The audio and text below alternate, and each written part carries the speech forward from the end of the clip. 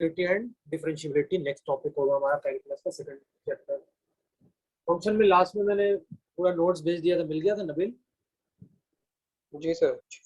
चलो बहुत बढ़िया। तो आज स्टार्ट करते हैं, लिमिट ओवरव्यू करते हैं फटाफट। तो सबसे पहले आएंगे कि मान लीजिए हमने दो फंक्शन लिया, f x is equal to एक लिया मैंने एक्स प्लस वन, और दूसरा लिया x square minus one upon x minus one. Sir दोनों में फर्क, हाँ बोलो।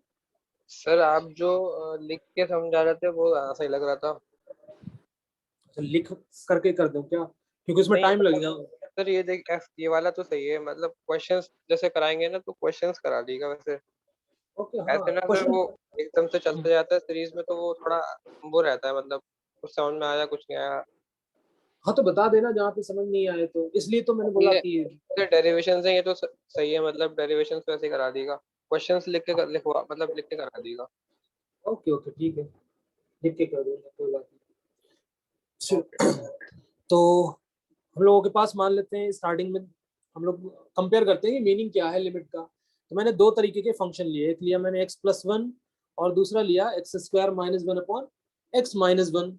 दोनों में इस बात का कॉमन है कि अगर मैं इसमें बोल दूं कि denominator should not be equal to zero which means x is not equal to one, तो इसको कैंसिलेशन किया जा सकता है। कैसे इसको फैक्टराइज करेंगे, तो x minus one into x plus one on whole divisible by x minus one, ये दोनों कैंसिल हो जाएगा और एक्स प्लस वन बचेगा। लेकिन इसमें x का वैल्यू वन नहीं होना चाहिए।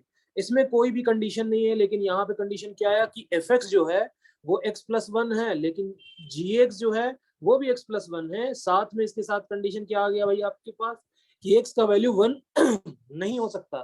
तो अगर मैं ग्राफिकली देखूं तो एफ एक्स का जो ग्राफ आएगा वो एफ एक्स का ग्राफ आएगा यूं ही, कहीं पे भी कोई कंडीशन नहीं है f x is equal to x plus one. इसके लिए अगर मैं डोमेन ऑफ एफ निकालूंगा तो ऑल रियल वैल्यूज आएंगे।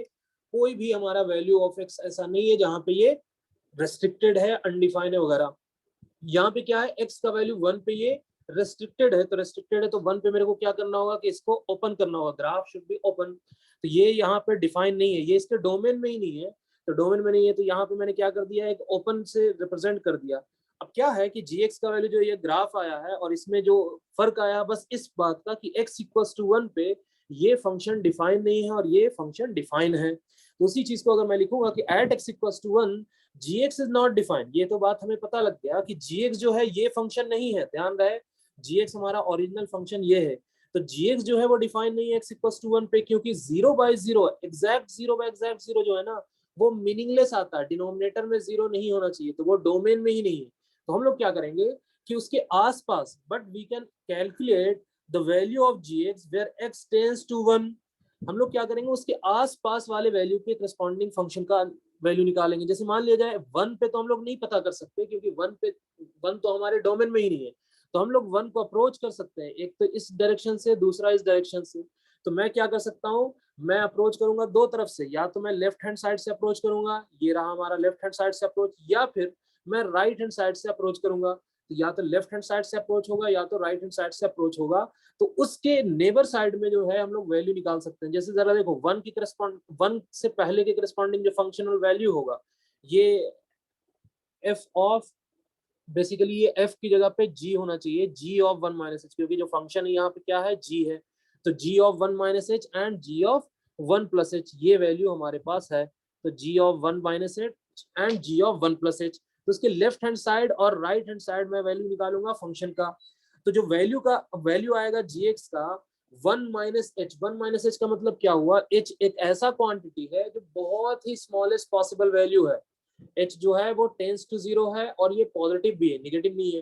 तो वन में से अगर मैं घटाऊंगा एच का वैल्यू, तुम मान सकते हो ten to the power thousand, ये बहुत ही छोटा क्वांटिटी है और इससे भी छोटा हो सकता है। स्मॉलेस्ट पॉसिबल वैल्यू जितना छोटा हो सके, लेकिन वो क्या होना चाहिए, पॉजिटिव होना चाहिए।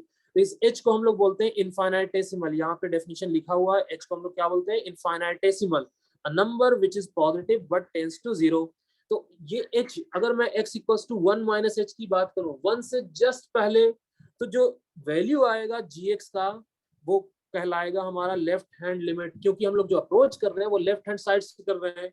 और अगर मैं वन प्लस एच पे देखूंगा फंक्शनल वैल्यू, वन से अगला वाला फंक्शनल वैल्यू देखूंगा, तो उसके करस्पॉन्डिंग जो फंक्शन वैल्यू आएगा उसको हम लोग क्या बोलेंगे, राइट हैंड लिमिट, जिसको शॉर्ट फॉर्म में RHL बोलते हैं। तो ये रहा हमारा LHL एंड RHL का सिचुएशन।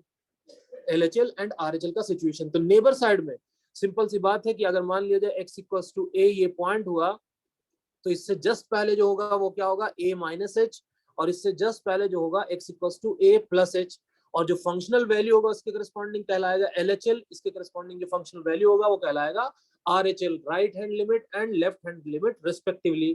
तो क्या बोलता है कि जैसे मान लिया जाए जीरो की बात की जाएगी, तो जीरो से पहले हम लोगों के पास क्या होगा, जीरो माइनस एच, जीरो के बाद कौन सा होगा, जीरो प्लस एच। अच्छा, जीरो प्लस एच को या तो तुम ऐसे लिखो जीरो प्लस एच, या फिर जीरो के ऊपर छोटा सा प्लस दे दो, मामला बराबर ही होता है, और इसके करस्पॉन्डिंग जो फंक्शनल वैल्यू निकलता है उसको हम लोग बोलते हैं राइट हैंड लिमिट। अच्छा, ये जरा देखना क्या होगा, जीरो माइनस एच, जीरो में से कुछ घट रहा, जीरो में से जब वो घटेगा तो उसको सिंपली जीरो माइनस लिख देना ही काफी होता है। जीरो माइनस का मतलब जीरो के बराबर है, लेकिन वो क्या है, पीछे की डायरेक्शन से आ रहा, अप्रोच कर रहा, मतलब ये निगेटिव क्वांटिटी हुआ, ऑब्वियसली ये निगेटिव है, और ये क्या हो गया आपका, पॉजिटिव क्वांटिटी हो गया। तो अगर मैं बात करूं कि gx हमारे पास ये था आफ्टर कैंसिलेशन, तो अगर मैं LHL पे फंक्शन का वैल्यू निकालूंगा तो क्या आ रहा है, टू माइनस एच, RHL पे जो फंक्शन का वैल्यू निकाल रहा हूँ वो आ रहा है टू प्लस एच। अच्छा, x का वैल्यू वन माइनस एच के करस्पॉन्डिंग जो फंक्शन वैल्यू आ रहा है वो आ रहा है हमारे पास LHL, वन प्लस एच के करस्पॉन्डिंग जो फंक्शन आ रहा है उसको हम लोग बोल रहे हैं RHL। जो h था वो टेंडिंग टू जीरो और ग्रेटर देन जीरो था। तो LHL और RHL में जरा देखो फर्क क्या है, दो में से मैं बहुत ही छोटा 10 टू द पावर में 10,000 को सब्ट्रैक्ट करूंगा तो ये अप्रोक्सीमेटली 2 ही आएगा, और इसमें जब मैं ऐड करूंगा तो ये भी अप्रोक्सीमेटली 2 ही आएगा। ये दोनों वैल्यू एग्जैक्ट इक्वल नहीं होंगे बट अप्रोक्सीमेटली इक्वल होगा, इसलिए बोलते हैं कि LHL जो है वो अप्रोक्सीमेटली इक्वल है। देयर शुड बी, एकदम बोल सकते हैं कि as much gap as possible, मतलब जितना as smallest gap as possible, कि जितना स्मॉलेस्ट पॉसिबल गैप है वो होना चाहिए दोनों के बीच में।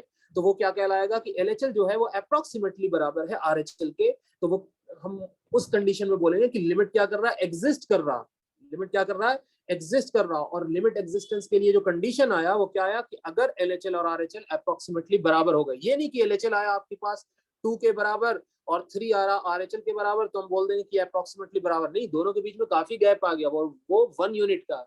जब एक बोल सकते हैं कि एक फाइनाइट गैप आया जो तुम्हें विजिबल हो कि हाँ ये तो काफी ज्यादा गैप आ गया, तो वो हमारा अप्रोक्सीमेशन नहीं होगा। अप्रोक्सीमेशन ये हुआ कि अगर मैं 2 माइनस एच को देखूंगा और 2 प्लस एच को देखूंगा तो ये अप्रोक्सीमेटली इक्वल है, क्यों, क्योंकि एच जो है टेंडिंग टू जीरो है। तो in general at x equals to A, अगर मैं एक्स इक्वल्स टू ए की बात करूंगा तो limit of x tends to a minus जो होगा, इसको फंक्शनल वैल्यू जो इसकी करस्पॉन्डिंग निकालेंगे इसको हम लोग LHL बोलते हैं, और x tends to a plus पे जो फंक्शन का वैल्यू निकालते हैं उसको हम लोग RHL बोलते हैं। इन दोनों को कंबाइंड करके अगर ये दोनों के दोनों बराबर है अप्रोक्सीमेटली, तो हम इस तरह से बोलेंगे simply limit x tends to a fx, तो ये कहलाएगा फंक्शन का लिमिटिंग वैल्यू, प्रोवाइडेड फंक्शन का जो लिमिट होना चाहिए वो एग्जिस्ट करना चाहिए, फंक्शन का जो लिमिट होना चाहिए वो एग्जिस्ट करना कंपलसरी है।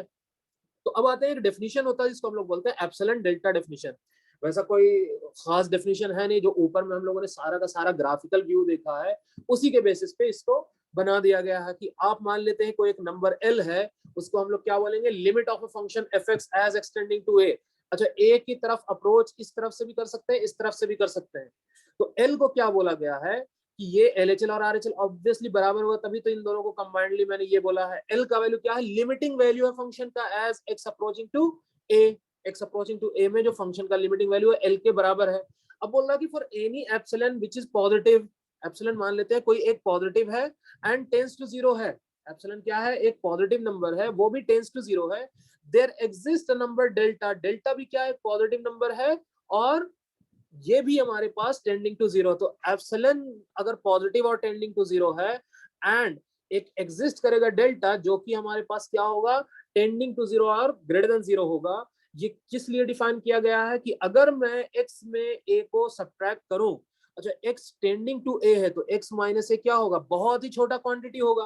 तो x माइनस a जो होगा या तो डेल्टा प्लस होगा या तो डेल्टा माइनस होगा, या तो डेल्टा प्लस होगा या तो डेल्टा माइनस होगा। तो ये बोल रहा है कि इससे भी एकदम एज स्मॉलेस्ट एज पॉसिबल इसका एब्सोल्यूट वैल्यू जो होना चाहिए वो जितना छोटा हो उतना ज्यादा हमारे लिए क्या होगा, काम आने वाला नंबर हुआ। x-a का जो एब्सोल्यूट वैल्यू है वो क्या होना चाहिए, डेल्टा से लेस होना चाहिए। x-a का जो एब्सोल्यूट वैल्यू है वो डेल्टा से लेस होना चाहिए, और डेल्टा क्या है, टेंस टू जीरो ऑलरेडी है, मान लीजिए डेल्टा का जो वैल्यू है वो 10 टू द पावर -100 है, ये बहुत ही स्मॉलेस्ट नंबर है। तो इन दोनों के बीच में x और a के बीच में जो डिफरेंस होना चाहिए इससे भी छोटा होना चाहिए, मतलब जितना तुमने डेल्टा डिफाइन किया उससे भी छोटा होना चाहिए। तो ये क्या हो गया, x और a के बीच में जो गैप है वो अप्रोक्सीमेटली क्या हो गया, 0 हो गया। And belonging to the domain of the definition of fx, ऐसा भी नहीं होना चाहिए कि x जो है हमारे पास x इक्वल्स टू a, ये क्या हो जाए हमारा x टेंडिंग टू a जो है वो डोमेन में ही ना हो, ऐसा नहीं हो सकता। For example y equals to root x का ग्राफ अगर मैं देखूं, y equals to root x, तो अगर मैं 0 प्लस देखूंगा तो हमारे डोमेन में, लेकिन 0 माइनस हमारे डोमेन में नहीं है। क्यों? क्योंकि स्क्वायर रूट में क्या होना चाहिए, 0 या 0 से बड़ा होना चाहिए। तो हमें क्या देखना पड़ेगा कि डोमेन में भी होना जरूरी है। Domain of definition of F में जो हम लोगों को x लेना है वो x क्या होना चाहिए, डोमेन में भी होना चाहिए। तो लिमिटिंग जो वैल्यू होगा हमारा वो फंक्शन का, उन दोनों के बीच में जो डिफरेंस है, फंक्शन का लिमिटिंग वैल्यू क्या है, l के बराबर। तो जो फंक्शनल वैल्यू है एफ एक्स माइनस एल वो क्या हो जाएगा, वो भी हमारा अप्रोक्सीमेटली क्या हो जाएगा, ये एप्सिलॉन जो है वो epsilon tends to 0 and greater than 0 है। तो ये इससे भी छोटा होना चाहिए, मतलब जो इन दोनों के बीच में डिफरेंस होगा limiting value of F x और एल के बीच में, ये बहुत ही छोटा होना चाहिए। ये क्या होगा, होल्ड्स ट्रू। तो this is the overall definition जो हम लोगों ने ग्राफ से और पूरा का पूरा एलएचएल और आरएचएल से समझा था, उसका ये कॉन्साइज है। ये एक डेफिनेशन, इसका नाम है एप्सिलॉन डेल्टा डेफिनेशन। जैसे फॉर एग्जांपल इन सब के बेसिस पे मैं कुछ सवाल करूं, जैसे मान लिया जाए तुम्हें चेक करना कि एग्जिस्टेंस ऑफ लिमिट चेक करना किसका, फॉलोइंग फंक्शन का। पहला फंक्शन है f x is equal to box of x, f x is equal to box of x at x equal to 2, x equal to 2 पे तुम्हें देखना, और ये बॉक्स क्या है, greatest integral function, greatest integral function. तो 2 से पहले और 2 के बाद मुझे चेक करना है लिमिटिंग वैल्यू, और देखना है उन दोनों के वैल्यूज क्या क्या आ रहे हैं। तो अगर मैं सबसे पहले 2 से पहले लिमिटिंग वैल्यू चेक करूंगा, limit x tends to 2 minus f x, तो 2 माइनस एफ एक्स का मतलब ये हुआ कि x की जगह पे हमें क्या रखना होगा, 2 माइनस। अच्छा बॉक्स, ये जो 2 है यहाँ पे हुआ 2 माइनस, यहाँ पे है 1। तो जो ग्रेटेस्ट इंटीग्रल की प्रॉपर्टी वो क्या देता है, प्रीवियस इंटीजर देता है। तो प्रीवियस इंटीजर 2 माइनस का क्या हो गया, 1 के बराबर, जो आया एलएचएल। एलएचएल का वैल्यू कितना आ गया भाई आपका, 1 के बराबर। आरएचएल की बात की जाए तो limit x tends to 2 plus होगा एफ एक्स, और एक्स की जगह पे 2 प्लस रखेंगे तो जरा देखो 2 यहाँ पे होगा तो 2 प्लस यहाँ पे है, तो जस्ट इसका जो प्रीवियस इंटीजर है वो कोई और नहीं बल्कि 2 है। एलएचएल और आरएचएल के बीच में एक पूरा का पूरा 1 यूनिट का गैप हो गया। LHL is not equal to RHL, जब एलएचएल आरएचएल बराबर नहीं है तो लिमिट क्या कर रहा है, एग्जिस्ट नहीं कर रहा है। तो इस तरह से हमें चेक करना पड़ेगा existence of function, existence of limit के लिए कि क्या करना होगा, पहले एलएचएल निकालेंगे कायदे से, फिर आरएचएल निकालेंगे, फिर बैलेंस देखेंगे कि क्या दोनों का वैल्यू अप्रोक्सीमेटली बराबर है। अगर अप्रोक्सीमेटली बराबर है तो ठीक है, नहीं तो हमारा लिमिट एग्जिस्ट नहीं करेगा। तो जैसे एग्जांपल दूसरा हम लोग देखते हैं, सिग्नम फंक्शन जो डिफाइन किया था, सिग्नम फंक्शन हम लोगों ने कहां पे डिफाइन किया था, फंक्शन में। तो एट एक्स इक्वल्स टू 0, तो सिग्नम का जो डेफिनेशन था मैं साइड में यहाँ पे लिखा हुआ है, सिग्नम ऑफ एक्स क्या था, निगेटिव के लिए -1 था, पॉजिटिव के लिए 1 था, और 0 के लिए 0 था। तो अगर मैं x टेंडिंग टू 0 माइनस देखूंगा एफ एक्स का, 0 माइनस पे ये क्या हो गया, x लेस देन 0 हो गया। एफ एक्स जो होगा हमारे पास, x निगेटिव के लिए जरा देखना, एफ एक्स क्या है, -1 के बराबर, -1 के बराबर। ये रहा हमारा एलएचएल, ये रहा हमारा एलएचएल। आरएचएल क्या होगा, x tending to 0 plus, 0 plus मतलब ये ग्रेटर देन 0 हो गया। ग्रेटर देन 0 में क्या होता है, 1 के बराबर एफ एक्स आता है। सिग्नम फंक्शन किसके बराबर आएगा, 1 के बराबर आएगा अगर ये पॉजिटिव आएगा, निगेटिव के केस में -1। अच्छा जरा देखना, एलएचएल और आरएचएल के बीच में जो गैप आ रहा है वो 2 यूनिट का आ रहा है। एलएचएल जो है -1 है, आरएचएल जो है वो 1 है। तो इससे डायरेक्टली हम लोग बोल सकते हैं कि लिमिट एग्जिस्ट ही नहीं कर रहा। क्यों नहीं कर रहा भाई, क्योंकि इन दोनों के बीच में जो गैप है वो 2 यूनिट का है, टेंड्स टू 0 गैप नहीं है। तीसरा एक एग्जांपल, जैसे ग्राफ में मैं देखूंगा तो अल्फा और बीटा दिया हुआ, एलएचएल जो वैल्यू है वो अल्फा के बराबर है, आरएचएल जो है वो बीटा के बराबर है। इन दोनों के बीच में जो गैप है वो काफी ज्यादा विजिबल है। तो इस केस में मैं बोलूंगा कि a माइनस जो फंक्शन का वैल्यू है वो क्या है, अल्फा के बराबर, a प्लस जो फंक्शन का वैल्यू है वो बीटा के बराबर। अल्फा और बीटा बराबर नहीं है तो लिमिट क्या हो रहा है, एग्जिस्ट नहीं कर रहा। तो ये ग्राफिकल वे हो गया, ये हमारा एनालिटिकल वे हो गया, ये हमारा एनालिटिकल वे हो गया। तो इसके बाद आते हैं कि एग्जिस्टेंस ऑफ लिमिट का जो बेसिक डेफिनेशन है उसको हम लोग बड़े बड़े लिमिट को सॉल्व करना तो पहले सीख जाए, उसके बाद अच्छे से हम लोग बोलेंगे कि हाँ कौन एग्जिस्ट कर रहा, कौन एग्जिस्ट नहीं कर रहा। ओवरऑल हमें डेफिनेशन पता लग गया कि कब हम लोग बोलेंगे कि फंक्शन का लिमिट एग्जिस्ट कर रहा, कब बोलेंगे नहीं कर रहा। हाँ बोलो, तो सिग्नम फंक्शन वाला बता दीजिए। अच्छा सिग्नम फंक्शन याद है, लास्ट लेक्चर में हम लोगों ने फंक्शन पे पढ़ा था कि सिग्नम फंक्शन का जो बिहेवियर होता है वो इस तरह से होता है, एक फ्लैग शेप में ग्राफ बना था एक इस तरह से और ये इस तरह से बना था, याद है ये ग्राफ, ये x था ये y था। तो सिग्नम ऑफ x क्या था, -1 के बराबर था। कब, अगर x लेस देन 0 होगा और 0 के बराबर, अगर x इक्वल टू 0 होगा, x इक्वल टू 0 पे क्या होगा, 0 के बराबर, और अगर x का वैल्यू ग्रेटर देन 0 हो गया तो इस केस में सिग्नम वैल्यू क्या दे देता था, 1 के बराबर देता था। तो अगर मैं LHL की बात करूं, ये हमारे पास LHL है, ये हमारा LHL है, तो LHL की बात की जाएगी तो 0 पे मुझे चेक करना, तो 0 माइनस पे चेक करेंगे, 0 माइनस पे LHL होगा, तो LHL का value x tends to 0 minus. अच्छा ये रहा 0, यहाँ पे हो गया 0 माइनस, यहाँ पे हो गया 0 प्लस। ऑब्वियस सी बात है ये एक निगेटिव नंबर हुआ, ये हमारा क्या हो गया, एक निगेटिव नंबर हुआ। तो जब हम लोग इसके इनपुट में निगेटिव रखते हैं तो क्या आंसर आता, -1। तो जरा देखो आंसर क्या आया, -1 के बराबर आया।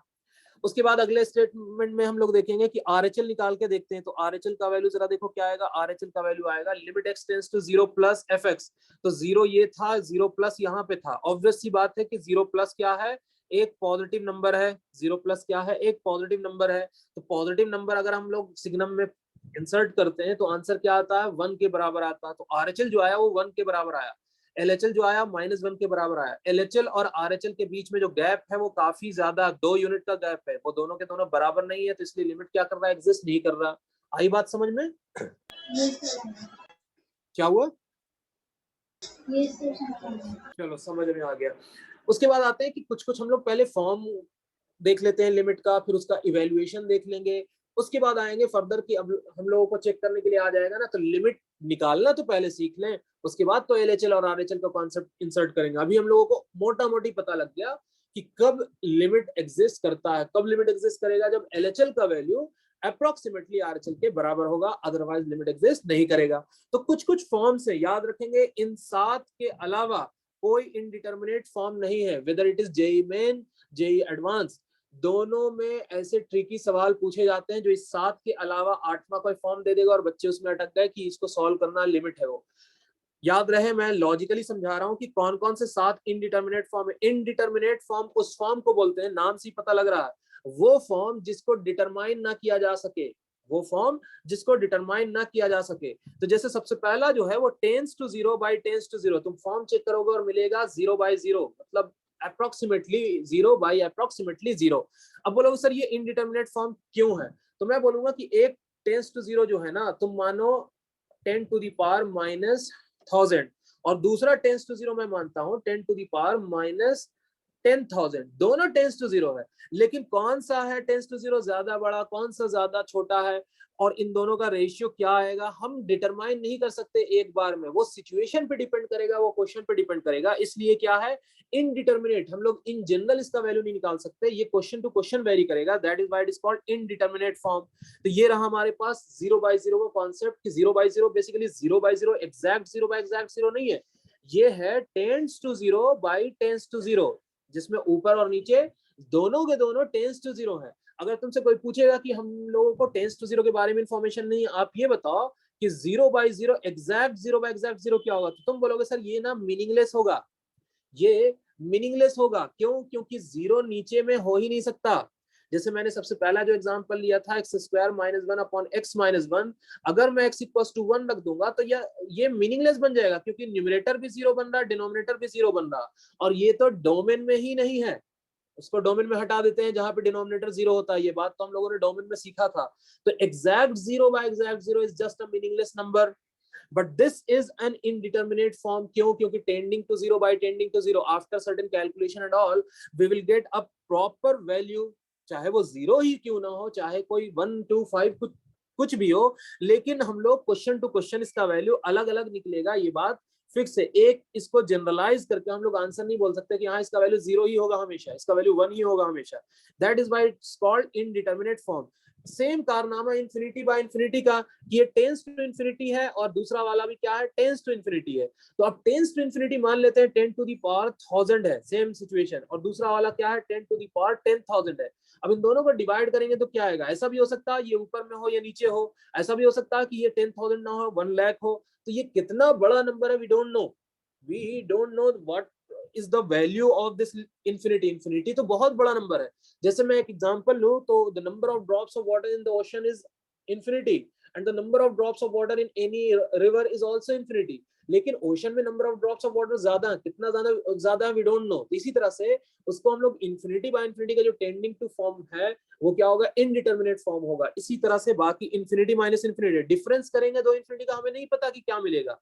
उसके बाद आते हैं कि अगर वन पे एग्जैक्ट वन है और इस पे पावर इन्फिनिटी रखो, वन पे पावर 5 रखो, वन पे पावर 10 रखो, आंसर आएगा 1। क्यों? क्योंकि 1 का मल्टीप्लीकेशन हो रहा है इतनी बार।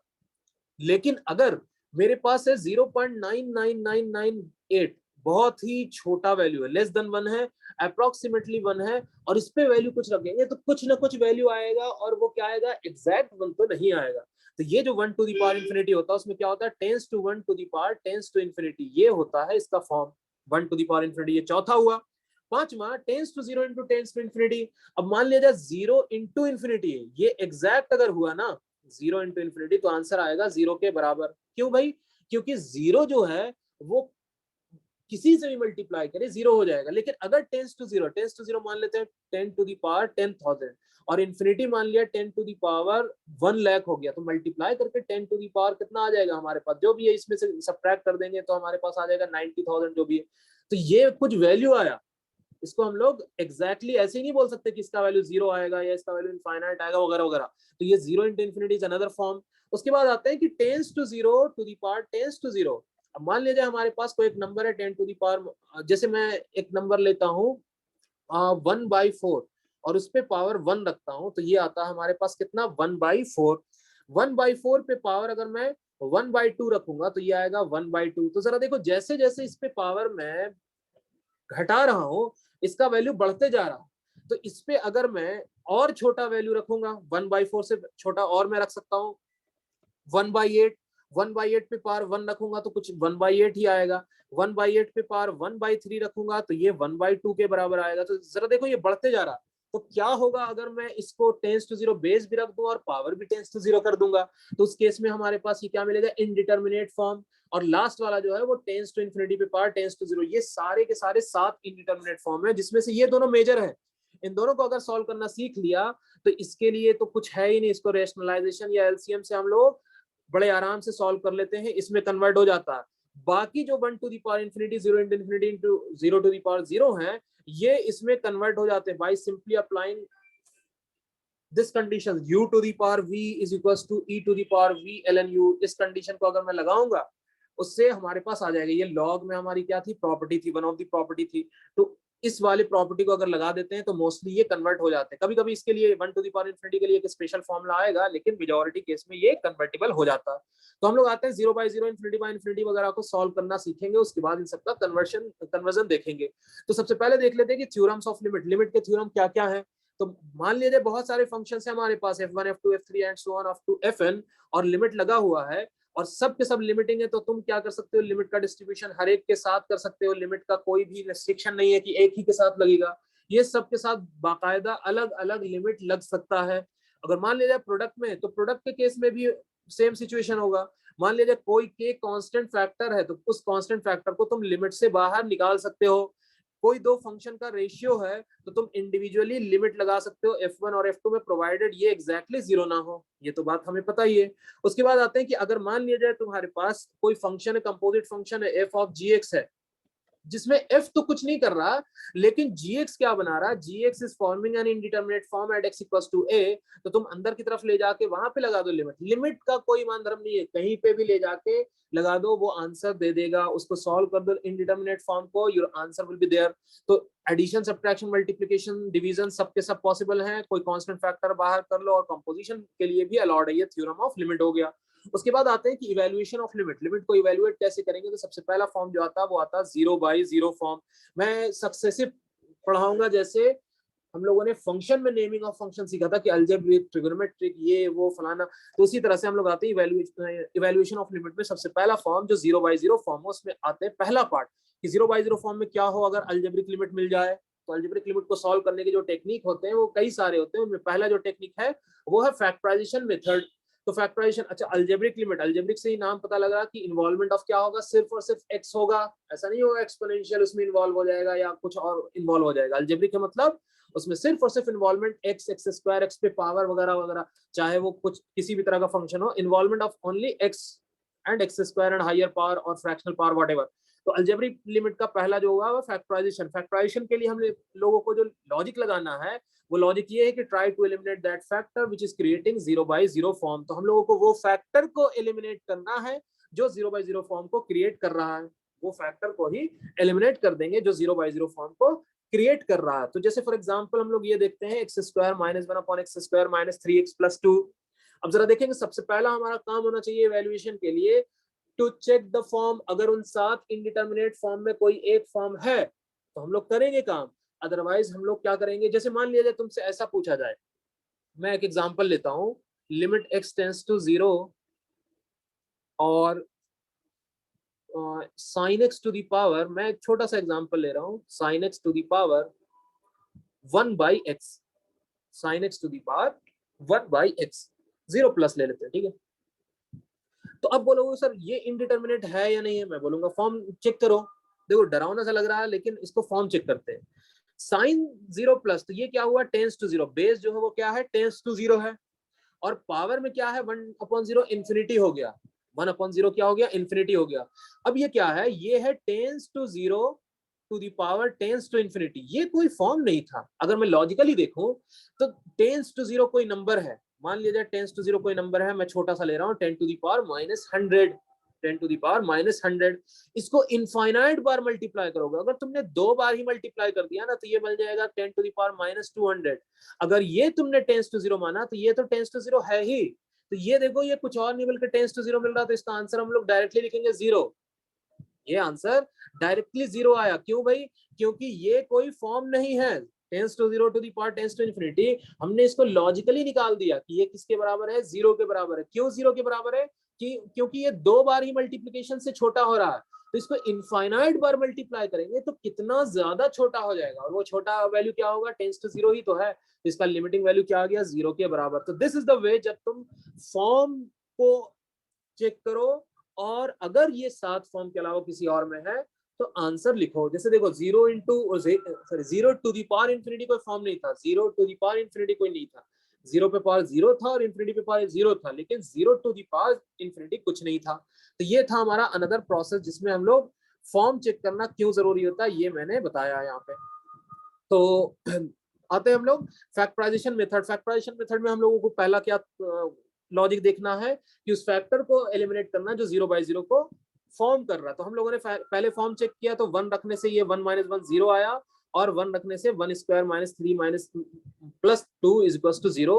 तो ये 0/0 फॉर्म मिला, ये 0/0 फॉर्म मिला। तो 0/0 फॉर्म मिला तो हम लोगों को चेक करना कि किस फैक्टर की वजह से 0/0 आ रहा। तो भाई वो फैक्टर है x - 1, वो फैक्टर है x - 1। तो x - 1 को हमें जनरेट करना, उसको उड़ा देना, ये हमारा अल्टीमेट एम होगा। तो मैंने क्या किया, इसको x - 1 जनरेट किया और ये उड़ा दिया, तो बना क्या हमारे पास, लिमिट x टेंड्स टू 1, ऊपर में बचा x+1, दूसरे में बचा x - 2।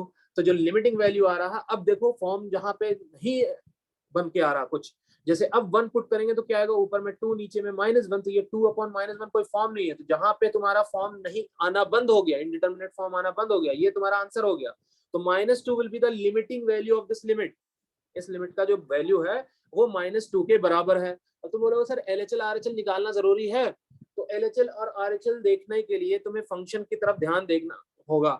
LHL और RHL यूजुअली हम लोग उस तरीके के फंक्शन में देखते हैं जहां पे पीस वाइज फंक्शन हो। यूजुअली पीस वाइज फंक्शन का मतलब थोड़े इंटरवल में फंक्शन का नाम कुछ और, थोड़े इंटरवल में फंक्शन का नाम कुछ और, या फिर वो फंक्शन जो तुम्हारे थोड़े स्पेशल कैटेगरी के थे। स्पेशल कैटेगरी मतलब सिग्नम फंक्शन हो गया, मॉडुलस फंक्शन हो गया, ग्रेटेस्ट इंटीग्रल फंक्शन हो गया, या फिर फ्रैक्शनल पार्ट फंक्शन हो गया। इन सब में एक बार LHL और RHL का कॉन्सेप्ट देख लेंगे, क्योंकि उनका नाम जो है ना बड़े जल्दी जल्दी चेंज होता था। अगर याद होगा तो सिग्नम फंक्शन हो या ग्रेटेस्ट हो या फिर तुम्हारे पास फ्रैक्शनल पार्ट हो, ये सब पूरी तरह से एक क्या था, पीस वाइज फंक्शन का ही एक फॉर्म था, कॉम्बिनेशन था। तो उन सभी में एक बार चेक करना LHL RHL जरूरी है। एक और जो है जहां पे तुम्हारे पास क्या हो, डिनोमिनेटर हो ना, वहां पे चेक कर लेना। डिनोमिनेटर मतलब जब टेंडिंग टू 0 और वो डिनोमिनेटर में हो। मैंने यहाँ पे 0+ क्यों लिया, क्योंकि 0 माइनस रहता है, तो 1/0 माइनस क्या हो जाएगा, ये टेंडिंग टू -इंफिनिटी हो जाएगा। इसलिए मैंने बोला कि जहां पे डिनोमिनेटर हो ना वहां पे भी एक बार चेक कर लेना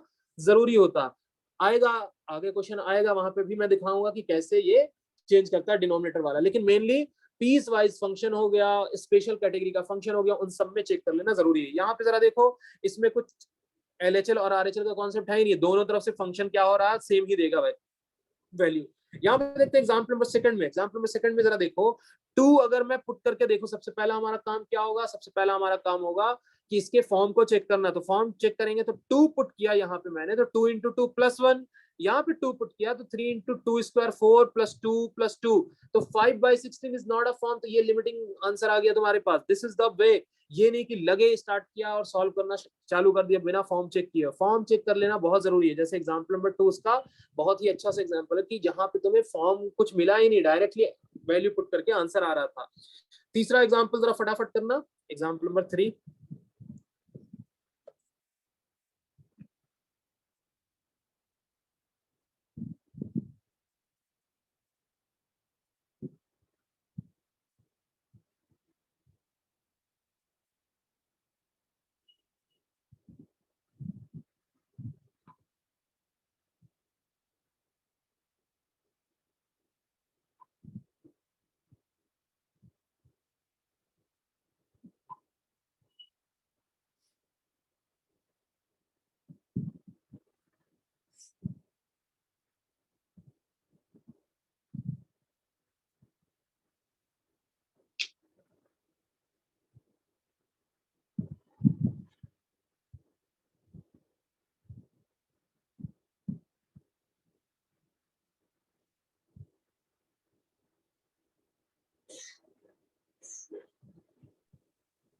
Sir, 1/-3.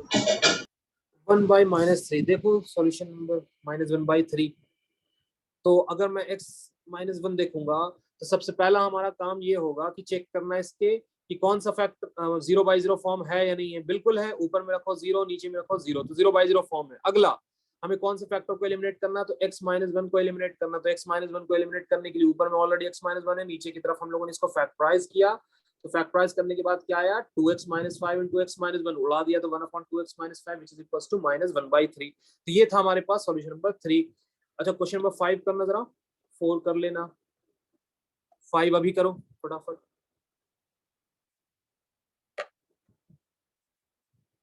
या फिर 5 भी छोड़ो, 5 भी आसान है। ये वाला तो आसान ही है, इसमें कुछ नहीं फैक्टराइजेशन करना, क्वाड्रेटिक वगैरह आएंगे फैक्टराइजेशन। नेक्स्ट चलते हैं, थोड़ा टाइम कम है। रैशनलाइजेशन देखते हैं। रैशनलाइजेशन का मतलब ये हुआ कि यूजुअली तुम्हारे पास इररेशनल फंक्शन होंगे, mainly use for irrational function, क्योंकि रैशनलाइजेशन हम लोग कॉन्जुगेट से करते हैं। तो कॉन्जुगेट तभी होगा जब हमारे पास क्या होगा, फ्रैक्शनल पावर का इन्वॉल्वमेंट होगा। तो जैसे for example limit x tends to 0 √x + h - √h upon x। तो अगर मैं x का वैल्यू 0 रखूंगा तो √h - √h divisible by x का वैल्यू 0 है तो 0/0, 0/0। तो ये रहा हमारे पास 0/0 फॉर्म। इसका रैशनलाइजेशन करेंगे इसके कॉन्जुगेट के साथ, तो इसका कॉन्जुगेट क्या होगा, √x + h + √h divisible by √x + h + √h। तो ये देखना a + b into a - b क्या हो जाएगा, a² - b²। तो a² - b² मतलब फ्री फ्रॉम रूट हो जाएगा। तो x + h माइनस h, और नीचे की तरफ जरा देखो क्या है, x तो है ही, और ये वाला पार्ट यहाँ पे पूरा का पूरा है। अच्छा, ये h से h कैंसिल हो गया, जो x बचा इस x को उड़ा देगा। तो बचा क्या तुम्हारे पास, 0 रखने से 1/√h + √h, जो कि 1/2√h के बराबर हो गया। तो इसमें मेनली करना क्या है कि कुछ दिया हुआ रहेगा हमारे पास इररेशनल वाला टर्म, और उसको कॉन्जुगेट से मल्टीप्लाई करेंगे और सिंप्लीफाई करेंगे, आंसर आ जाएगा। ज्यादा कुछ टफ है नहीं रैशनलाइजेशन में। जैसे फॉर एग्जांपल यहाँ पे जरा देखेंगे, तो यहाँ पे 0 पुट करेंगे तो क्या आएगा, √p - √p, तो 0 आया। यहाँ पे √q - √q 0/0 है। यहाँ एक नहीं 2 बार रैशनलाइजेशन की जरूरत पड़ेगी, यहाँ पे 2 बार रैशनलाइजेशन की जरूरत पड़ेगी। इसके कॉन्जुगेट से ऊपर नीचे, इसके कॉन्जुगेट से ऊपर नीचे। तो मैं एक साथ ही लिख दे रहा हूँ कि इसका कॉन्जुगेट जो होगा, ऊपर वाला तो ठीक है, ऊपर वाला तो इसके साथ मल्टीप्लाई होकर a + b into a - b ऐसा दे देगा, लेकिन नीचे तो बचेगा। नीचे ये रहा हमारे पास, एक स्टेप मैंने स्किप कर दिया।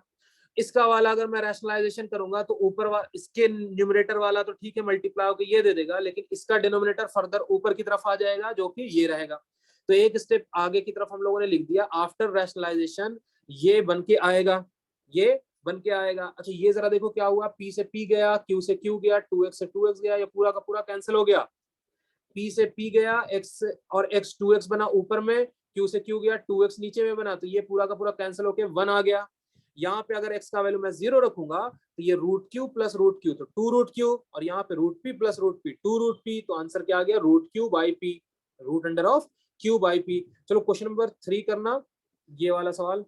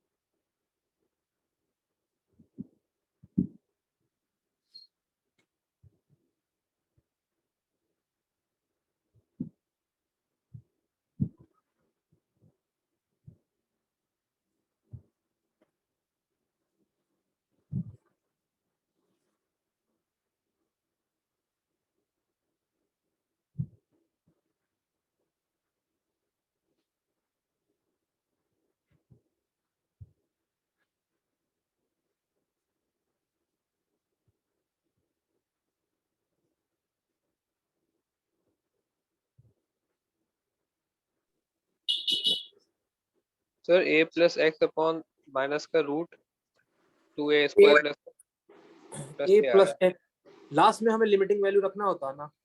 a रख देंगे। अच्छा एक मिनट।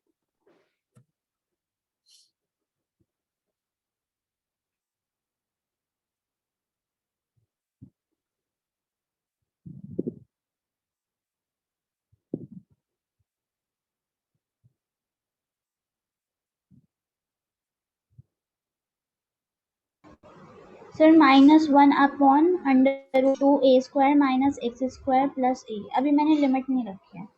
लिमिट को रखो, बिल्कुल रखो।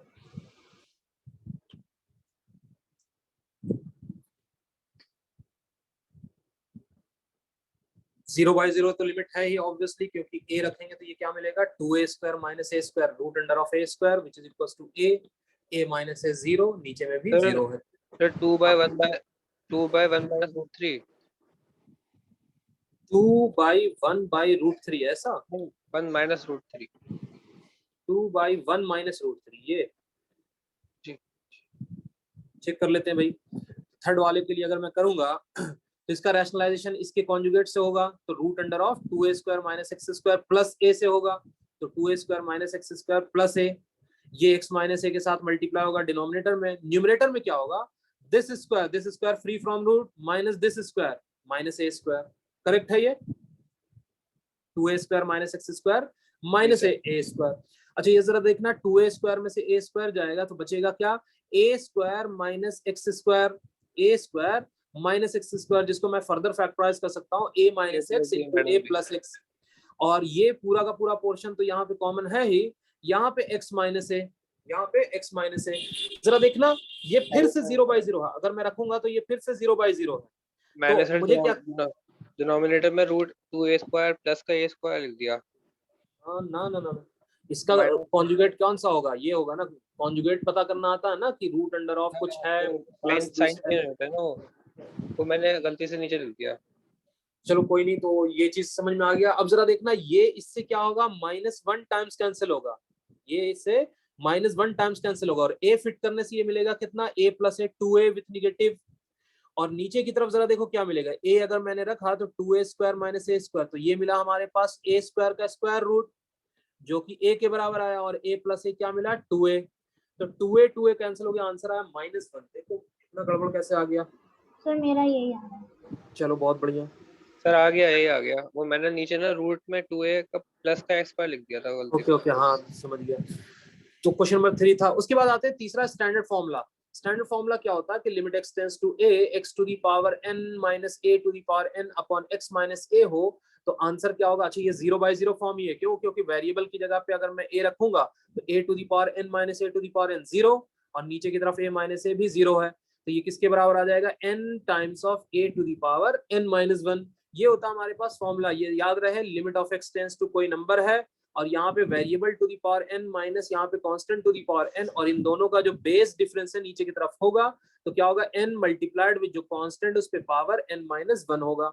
इसके ये प्रूफ है, प्रूफ जानने से कोई फायदा है नहीं, ये जीपी के हेल्प से मैंने प्रूफ बताया हुआ है, देख लेना, इतना भी लास्ट मोमेंट पे देखने की जरूरत नहीं है। जैसे फॉर एग्जांपल यहाँ पे x tends to 2 x cube minus 8 upon x square minus 4, तो मैं x क्यूब माइनस 8 को ऐसा लिख सकता हूँ x क्यूब माइनस 2 क्यूब, और x स्क्वायर माइनस 4 को दो फैक्टर में मैंने ब्रेक कर दिया, x minus 2 into x plus 2। ऐसा इसलिए कर रहा हूँ क्योंकि ये वाला पूरा का पूरा पोर्शन जरा देखो क्या हुआ, ये बनेगा हमारे पास x to the power n minus a to the power n upon x minus a extending to a वाला फॉर्मूला लग जाएगा। तो क्या आंसर आएगा? n का वैल्यू कितना? 3, a का वैल्यू कितना? 2, उस पे पावर कितना? n माइनस 1, और इसके लिए 1 अपॉन एक्स प्लस 2 का भी तो रखना होगा, लिमिटिंग वैल्यू कितना हो जाएगा? 1 अपॉन 2 प्लस 2, तो 1 अपॉन 4 इसके लिए हो गया। अच्छा, ये किसके बराबर आया? ये बराबर आया हमारे पास 2 टू दी पावर 2 4 के बराबर। ये 4 इस 4 को 1/4 को कैंसिल कर देगा, तो आंसर आया 3 के बराबर। बहुत ही सिंपल सा सवाल। दूसरा आते हैं कि limit x tends to 8 x पे power 1/3 minus 2 upon x square minus 9x plus 8। तो मैं देखूंगा कि x टेंडिंग टू a है, यहाँ पे क्या होता है? a to the power n होता है, तो क्या मैं इसे बोल सकता हूँ जो n है वो n का वैल्यू कितना है इस बार? 1/3 है, 1/3 है। तो इस 2 को इस तरह से लिखा जा सकता है 8 टू दी पावर 1/3, तो मैंने इसी तरह से लिखा है x पे पावर 1/3 माइनस 2 की जगह पे लिख दिया 8 पे पावर 1/3। अच्छा, डिवीजन में क्या होता है फॉर्मूला लगाने के लिए? तो मैंने x माइनस 8 से मल्टीप्लाई और x माइनस 8 से डिवाइड कर दिया, जिससे ये पूरा का पूरा एक फॉर्मूला बन पाए। और इसको अगर मैं फैक्टर करूंगा तो ये बनेगा x minus 1 into X minus 8। ये x माइनस 8 इस x माइनस 8 को कैंसिल कर देगा, और इसमें लगेगा फॉर्मूला। फॉर्मूला क्या लगेगा? n इंटू a पे पावर n माइनस 1, और यहाँ पे जो रखेंगे हम लोग 8, तो 8 माइनस 1 बच जाएगा। तो this is the overall value जो इस लिमिट का वैल्यू आया। तो यहाँ पे कई बार हमें a को मैनिपुलेट इस तरह से करना पड़ेगा कि ये दोनों का जो डिफरेंस होना चाहिए वो क्या होना चाहिए? जो यहाँ पे होगा x, जो वेरिएबल की जगह पे मैं लिमिटिंग वैल्यू रख रहा हूं, तो ये वैल्यू क्या होना चाहिए? यहाँ पे आना चाहिए, ध्यान रहे। जैसे एग्जाम्पल नंबर 3, ये थोड़ा अच्छा सा कि अगर मैंने इसमें फिट किया तो ये क्या बन रहा है जरा देखना। x को जो रखना है हमें 2, तो 2 रखने से 10 माइनस 2 ये बनेगा 8, और 8 पे पावर, ये क्यूबिक रूट है, 8 पे पावर 1/3, तो ये हो गया 2, तो 2 माइनस 2 अपॉन 2 माइनस 2, ये 0/0 हो गया, ये 0/0 हो गया। तो जरा देखना, ये वेरिएबल है तुम्हारे पास, कौन सा वेरिएबल है? 10 माइनस एक्स, इस पे पावर 1/3, तो ये वेरिएबल हो गया इस बार, ये हो गया वेरिएबल। अच्छा, इसमें मैं वेरिएबल में x की जगह पे रख रहा हूं तो कितना बन रहा है? 8 बन रहा है। सेकंड में सब्ट्रैक्शन क्या होना चाहिए? उसी का होना चाहिए। तो कितने का सब्ट्रैक्शन होना चाहिए? 8 पे पावर सेम, तो 2 को मैंने लिख दिया फिर से 8 पे पावर 1/3, और डिविजिबल बाई इन दोनों के बेस डिफरेंस होते हैं, तो इन दोनों का बेस डिफरेंस मतलब 10 minus x minus 8, 10 minus x minus 8। मैंने जब इसको डिवीजन किया है फॉर्मूला लगाने के लिए, तो इसको मैं क्या करूंगा? मल्टीप्लीकेशन भी करूंगा। मल्टीप्लीकेशन कितना होगा? 10 माइनस एक्स 2 माइनस एक्स, तो 2 माइनस एक्स से मैंने डिवाइड किया, क्यों? क्योंकि ये दोनों बैलेंस हो जाएगा। और नीचे की तरफ जरा देखो x माइनस 2 है, ये दोनों क्या होंगे? -1 टाइम्स कैंसिल हो जाएंगे, ये दोनों -1 टाइम्स कैंसिल हो जाएंगे। ये फॉर्मूला जो लगाया है ना, ये बाजू में लिखा हुआ कि कौन सा लगाया, कि variable to the power n minus a to the power n। ये वेरिएबल में अगर मैं x की जगह पे रख रहा हूँ a, तो जो वैल्यू आ रहा है वो ये कांस्टेंट होना चाहिए। ध्यान से, जैसे यहाँ पे देखो x का वैल्यू 2 रखने से ये वेरिएबल क्या बन रहा है? 8 बन रहा है, तो कांस्टेंट का जो बेस होना चाहिए वो क्या होना चाहिए? 8 होगा। पावर दोनों का सेम होगा, ऑटोमेटिकली वो बैलेंस हो जाएगा। तो ये कैंसिल होने के बाद इसमें जरा लगाएंगे, तो n इंटू ए पे power n minus 1 multiplied with -1 से जो कैंसिल हुआ वो है। तो आंसर जो आया वो इसी हिसाब से आया। तो इसी तरह से कुछ कुछ सवाल हैं, तुम एक काम करो, क्वेश्चन नंबर 7 करना। क्वेश्चन नंबर 7,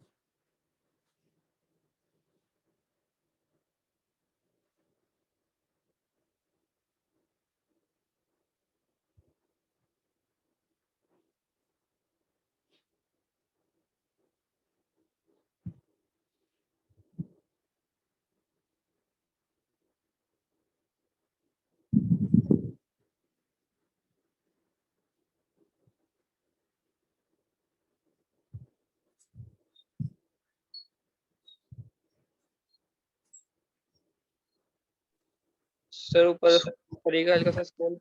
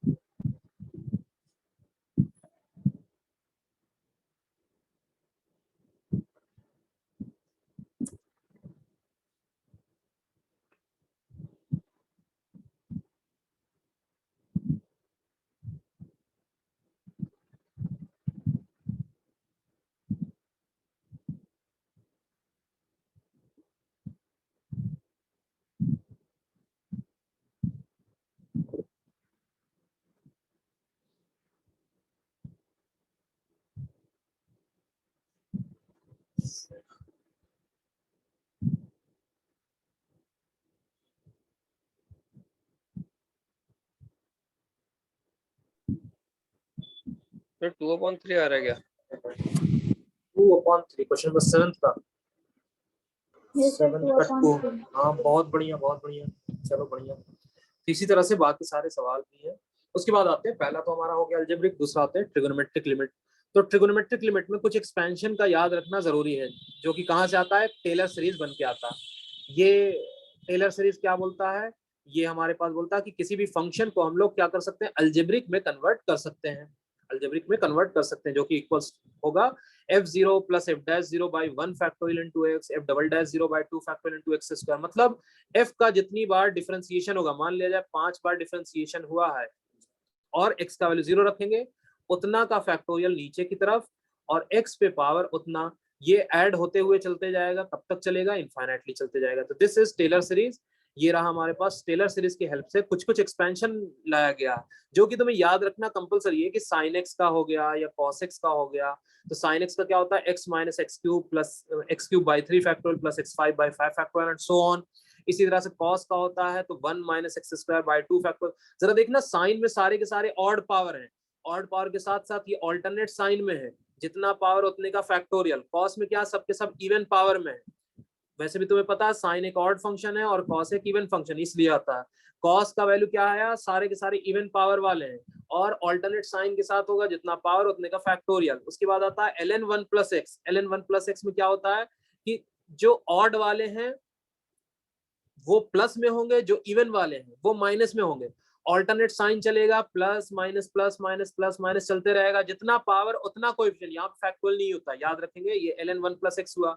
अगर मैं x की जगह पे माइनस एक्स रख दूंगा तो जरा देखना ऑड वाले भी माइनस में कन्वर्ट हो जाएंगे, तो सब के सब पूरा का पूरा सीरीज ही निगेटिव हो जाएगा। तो इसको मैं ऐसा लिख दूंगा कि माइनस कॉमन लेने से x plus x square by 2 plus x cube by 3 plus x 4 by 4 and so on, पूरा ये निगेटिव सीरीज आ जाता है। ये निगेटिव सीरीज आया है ln ऑफ 1 माइनस एक्स। उसके बाद आते हैं e to the power x का एक्सपेंशन, tan x का एक्सपेंशन, sin इनवर्स x का एक्सपेंशन, tan इनवर्स x का एक्सपेंशन। ये दोनों के जो है ना इनवर्स के, ये दोनों लेस इंपॉर्टेंट होते हैं, उतना ज्यादा इंपॉर्टेंस होता नहीं है। तो इसका यूज करके हम लोग कैसे करेंगे, तो formula for trigonometric limit, limit का फॉर्मूला क्या होगा आपके, तो लिमिट x टेंड्स टू 0 क्या बोलता है, साइन x बाई x का जो वैल्यू होगा वो 1 के बराबर होगा। मतलब साइन ऑफ ये जो अंदर की तरफ है ये टेंस टू 0 है और ऊपर जो टेंस टू 0 ऊपर है वही नीचे की तरफ भी होना चाहिए, सेम टेंस टू 0। तो आंसर क्या आएगा 1। अच्छा साइन एक्स बाई एक्स, अगर मैं इसमें से x कॉमन लेके नीचे की तरफ रखूंगा तो साइन एक्स बाई एक्स क्या आ रहा है 1 minus and so on.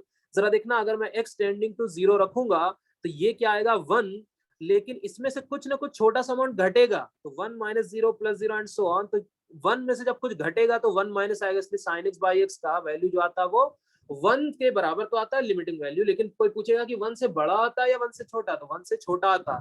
tan x by x का जो वैल्यू आता है वो 1 आता है, लेकिन वो 1 से बड़ा होता है, वो 1 से बड़ा होता है। क्यों, क्योंकि tan x बाई एक्स का जो वैल्यू है वो इस तरह से आएगा एक्सपेंशन लगा करके, और इसमें अगर मैं रखूंगा x का वैल्यू टेंडिंग टू 0 तो ये आएगा 1 प्लस 0, 1 में कुछ 0 वाला पार्ट ऐड हो रहा है, ये क्या आ जाएगा 1 से थोड़ा बड़ा आएगा, तो 1 प्लस आएगा। ऐसा इसलिए क्योंकि तुम्हें अगर ग्रेटेस्ट इंटीग्रल वैल्यू पूछ देगा साइन एक्स बाई एक्स का लिमिट एक्स टेंड्स टू 0, तो तुम्हें पता है कि इसका वैल्यू क्या था 1 माइनस आता, तो आंसर 0 होगा।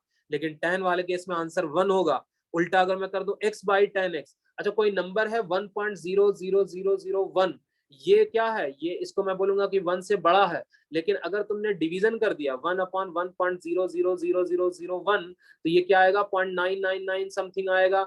जो कि क्या आएगा 1 से छोटा आएगा, तो x बाई टेन एक्स क्या हो जाएगा 1 से छोटा आएगा, 1 से छोटा का जो ग्रेटेस्ट इंटीग्रल वैल्यू आएगा वो 0 के बराबर आएगा।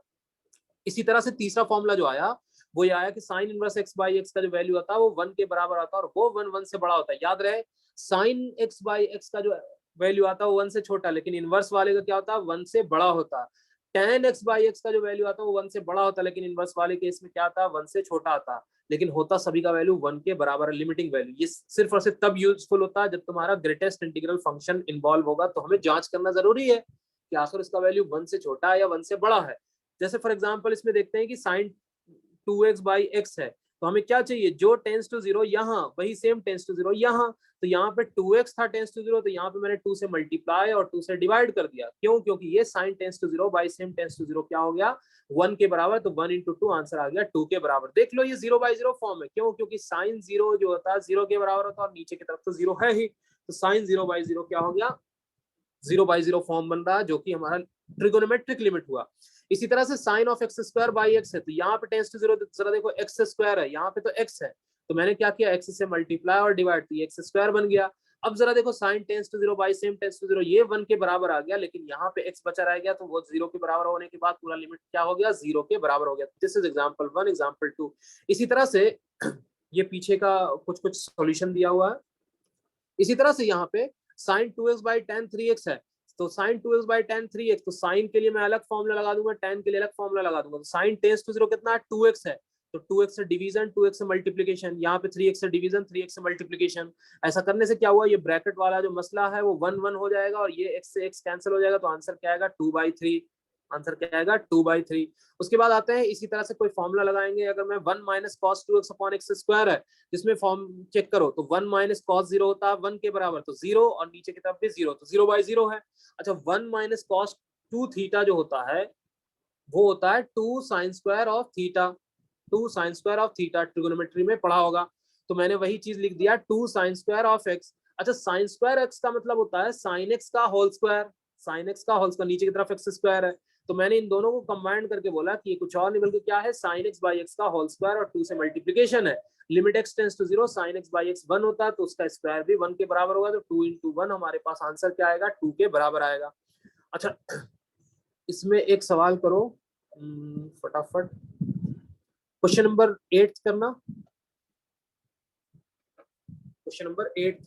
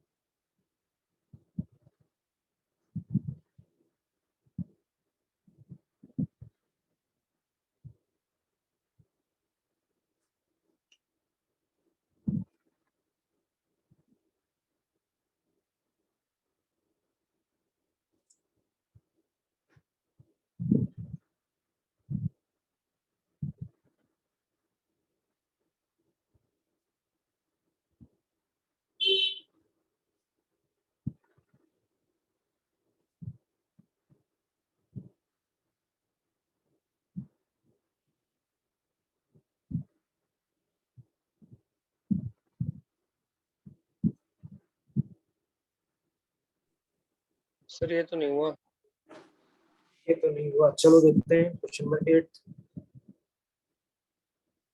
तुम्हारे पास ये जो है sine x by 1 minus x square, अच्छा एक्स का वैल्यू अगर मैं 0 रख रहा हूँ तो साइन पाई 0 तो होता है और पाई रखूंगा यहाँ पे, तो pi square by pi square 1, 1 minus 1, 0/0 form तो है, लेकिन ये जो अंदर की तरफ साइन के है वो टेंस टू 0 नहीं है, तो यही लिखा हुआ नॉट टेंस टू 0। हमें साइन के अंदर क्या चाहिए, ये जो अंदर की तरफ क्वांटिटी होता है ये टेंस टू 0 चाहिए होता। ध्यान से π/2 देखना पड़ेगा, मैच कर लेना। तो ये बनेगा हमारे पास साइन, ये वैल्यू जो है वो टेंस टू 0 नहीं है, इसको बनाना पड़ेगा, थोड़ा सा मैनिपुलेट करना होगा। हमें पता है कि साइन पाई माइनस थीटा क्या होता है, साइन थीटा के बराबर होता है, तो साइन एक्स के बराबर होगा। तो मैं क्या करूंगा, मैं लिख सकता हूँ साइन एक्स को साइन पाई माइनस एक्स। ऐसा करने से क्या हुआ कि अब एक्स का वैल्यू पाई रखने से ये क्या आ जाएगा, ये टेंस टू 0 आ रहा है, ये टेंस टू 0 बन गया। अच्छा, इसका एलसीएम लेंगे तो क्या बन जाएगा, pi square minus x square, और ऊपर की तरफ पाई स्क्वायर आ गया, ऊपर की तरफ पाई स्क्वायर आ गया।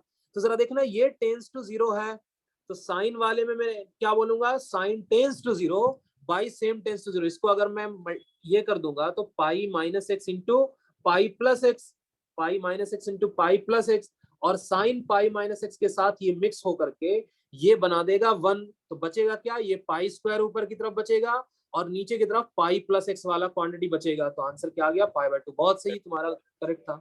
आया समझ में ये नबील? जी सर आ गया। चलो, तो इसी तरह से कुछ कुछ सवाल हैं, सभी के आंसर दिए हुए हैं।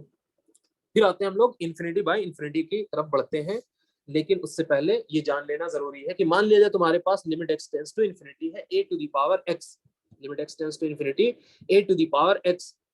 तो ये बेस का वैल्यू क्या है उसके ऊपर डिपेंड करता है। अगर बेस का वैल्यू तुम्हारे पास 0 और 1 के बीच में, मान लेते हैं कोई नंबर है हाफ, हाफ पे पावर अगर तुमने 2 लिया तो बनेगा 1/4, हाफ पे पावर अगर तुमने 4 लिया तो बनेगा 1/16। तो जैसे जैसे इस पे पावर बढ़ाते जाओगे ये वैल्यू घटते जाएगा, घटते जाएगा। एक टाइम आएगा जब इस पे पावर में बहुत बड़ा रख दूंगा, इन्फिनिटी रख दूंगा, तो ये क्या हो जाएगा, डिनोमिनेटर में ये बहुत बड़ा नंबर दे देगा, और 1/∞ क्या होता है, 0 प्लस के बराबर। तो this is the overall procedure, जिसमें हमारे पास क्या होगा, अगर 0 और 1 के बीच में हुआ a का वैल्यू, तो a to the power x, x tending to infinity के लिए 0 प्लस वैल्यू देगा। एग्जैक्ट a का वैल्यू 1 हो जाए, तो मैंने ऊपर भी बताया था कि 1 पे पावर कुछ भी रहे, इन्फिनिटी रहे या कुछ भी रहे, आंसर 1 होगा, एग्जैक्ट 1। और अगर 1 से बड़ा हुआ, जैसे मान लिया जाए 2, तो 2 पे पावर सिर्फ 4 रखने से 16 आएगा, 2 पे पावर 5 रखूंगा तो 32। जैसे जैसे पावर बढ़ाते जा रहा हूँ वैल्यू बढ़ते जा रहा है, तो जब वैल्यू ये इन्फिनिटी हो जाएगा तो आंसर क्या आएगा, इन्फिनिटी आएगा। तो ये रहा हमारे पास एक कैटेगराइजेशन। और दूसरा कैटेगराइजेशन ये है कि 1/0 प्लस, 1/0 प्लस एक पॉजिटिव नंबर है। 0 प्लस का मतलब मैं ले लेता हूँ 10 टू द पावर माइनस 10,000, और इसको ऊपर ले जाऊंगा तो जरा देखो क्या बनेगा, 10 टू द पावर 10,000। देखो बहुत बड़ा नंबर आ गया जो कि टेंस टू 0 है, सॉरी टेंस टू इन्फिनिटी है, इसलिए बोलते हैं कि 1/10⁻⁴ क्या आ जाएगा, 0 इन्फिनिटी के बराबर। उसके बाद 1/0 माइनस, ये एक निगेटिव नंबर है, तो निगेटिव नंबर जैसे मान लिया जाए -10 टू द पावर -10,000, ये जो होगा ये 0 माइनस के बराबर है, तो ये माइनस ऊपर चला जाएगा, तो ये क्या बना देगा, माइनस इन्फिनिटी वाला कॉन्सेप्ट बन जाएगा। इन दोनों का उल्टा भी चलेगा, इन दोनों का उल्टा क्या है कि 1/∞ जो है वो 0 प्लस के बराबर होगा, और 1/-∞ 0 माइनस के बराबर होगा। तो ये दो कॉन्सेप्ट आए, उसी के बेसिस पे एक सवाल है, इसका आंसर आगे की तरफ बताएंगे। ये कुछ कुछ जो है हमारे पास 0 into इन्फिनिटी, ये वाला तो नहीं, लेकिन आते हैं पहले 0/0 लिमिट को कंप्लीट तो कर ले। तो एक्सपोनेंशियल एंड लॉगरिथमिक लिमिट देखते हैं। एक्सपोनेंशियल एंड लॉगरिथमिक लिमिट में क्या है कि जैसे हम लोगों ने ऊपर टेलर सीरीज पढ़ा था, वहां पे ln 1 + x का एक्सपेंशन पढ़ा था, तो यहाँ पे भी सेम चीज है कि log 1 + 10⁻⁴ बाई सेम 10⁻⁴ जो आएगा वो आंसर 1 के बराबर आएगा, और ये 1 क्या होगा, 1 से छोटा आएगा।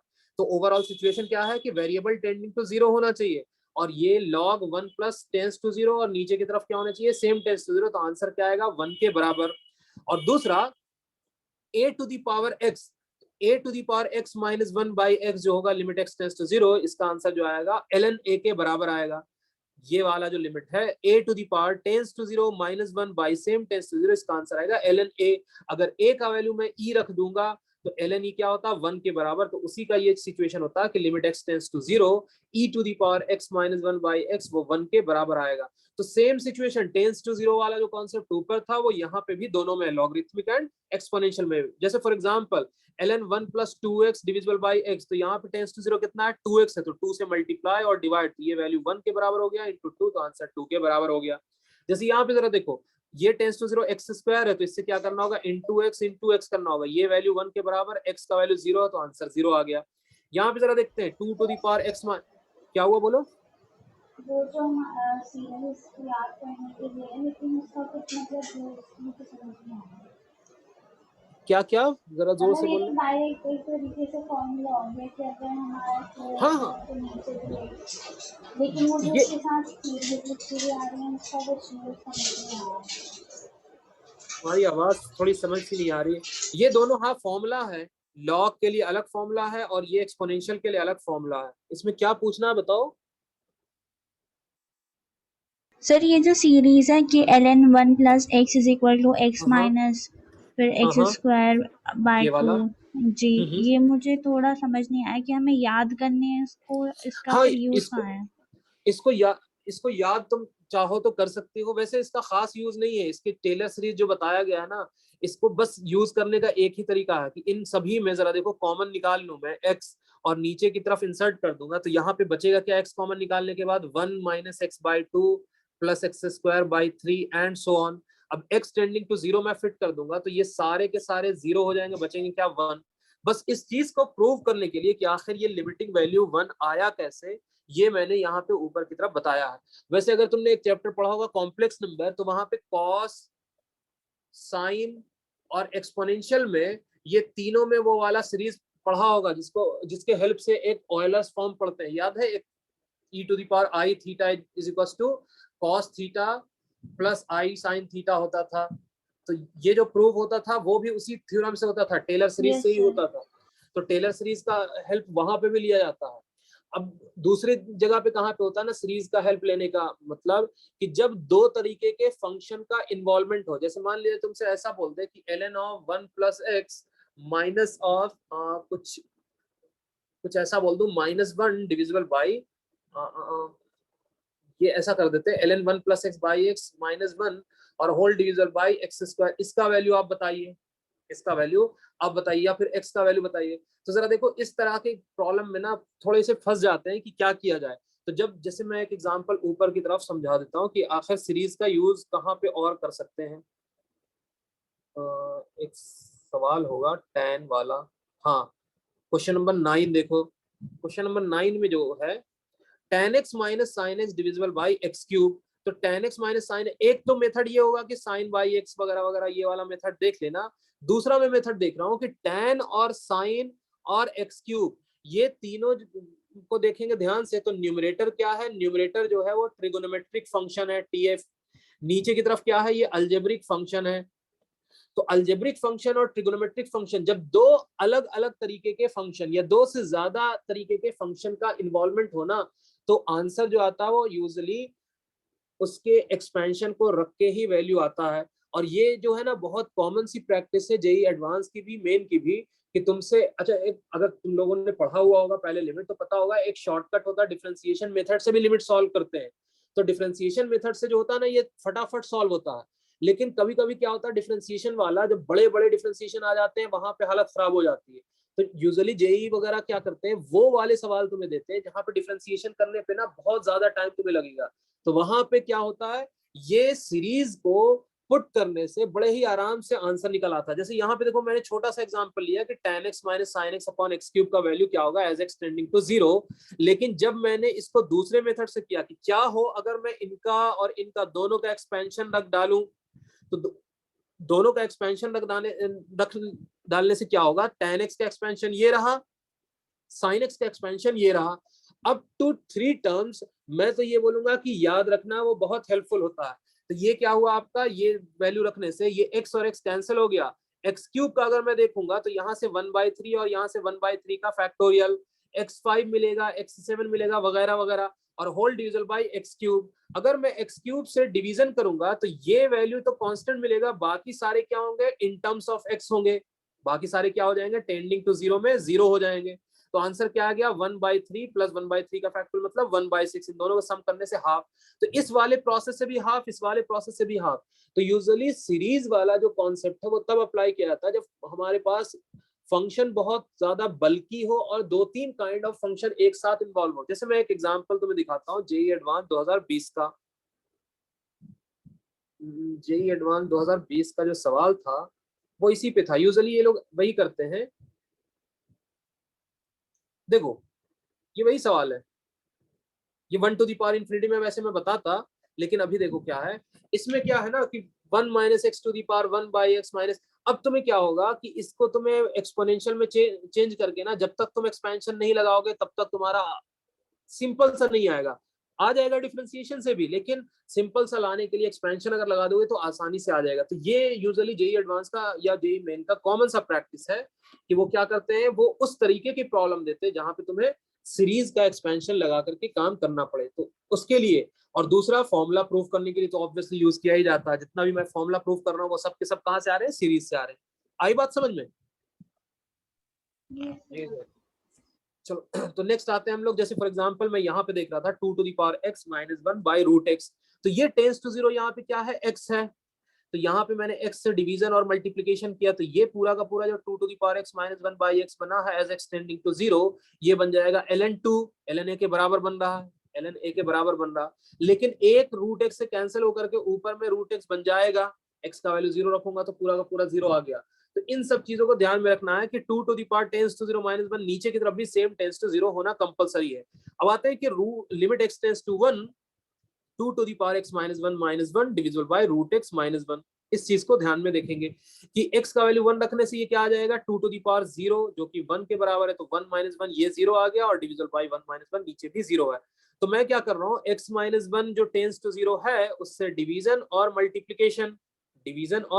मल्टीप्लीकेशन कर दे रहा हूँ। नीचे की तरफ जरा देखो क्या है, नीचे की तरफ मैं इसे बोल सकता हूँ x पे पावर हाफ माइनस हाफ 1 पे power half divisible by x minus 1।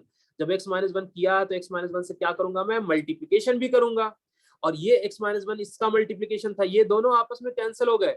दो फॉर्मूला एक साथ लग रहा है, देखो ऊपर की तरफ अलग लिमिट कर देंगे, नीचे की तरफ अलग लिमिट लगा देंगे, तो ये तो बना देगा ln2 और ये बना देगा n इंटू ए पे पावर n माइनस 1, जो ऊपर स्टैंडर्ड फॉर्मूला बना। तो कोई जरूरी नहीं कि एक बार में एक ही फॉर्मूला लगता है, मल्टीपल फॉर्मूलाज लग सकते हैं, प्रोवाइडेड सबके सब तुम्हें लॉजिकली होना चाहिए। ये नहीं कि आधा उसमें लगा रहे हैं आधा इसमें लगा रहे हैं। मैंने क्या किया, जो टेंस टू 0 ऊपर में था उससे डिवीजन किया और मल्टीप्लीकेशन किया। क्यों? क्योंकि ये फॉर्मूला बना करके ln2 के बराबर बना देगा, ये x माइनस 1 बचा रह गया। इसको मैं सही से लिखूंगा तो x पे पावर हाफ, जरा देखना x to the power n minus a to the power n divisible by x minus a होता है। तो x माइनस 1 से डिवीजन और x माइनस 1 से डिवीजन मैंने कर दिया, तो बड़े ही आराम से हमारे पास आंसर क्या है, ln ऑफ 2 ऊपर में और नीचे की तरफ क्या आ गया, हाफ, ऊपर में जाकर 2ln2 जो कि ln4 के बराबर हुआ। तो इसी तरह से कुछ कुछ सवाल है। क्वेश्चन नंबर सेवेंथ करना, क्वेश्चन नंबर 7।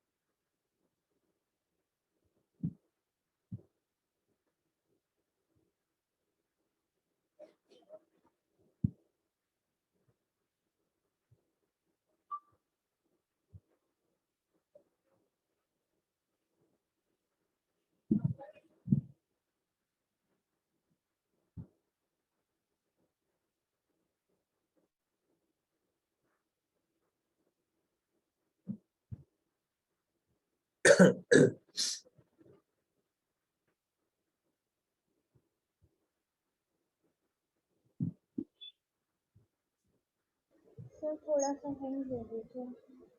थोड़ा सा हिंट दे दिए, क्वेश्चन नंबर 7 था ना। अगर मैं याद दिलाऊं तो ax square plus B X plus C एक क्वाड्रेटिक इक्वेशन होता है जिसके रूट्स अल्फा बीटा होते हैं। तो इस क्वाड्रेटिक को मैं इस तरह से लिखता हूँ a into X minus alpha into X minus beta, याद है? Yes sir. अब बस इसी का कॉन्सेप्ट यूज होगा।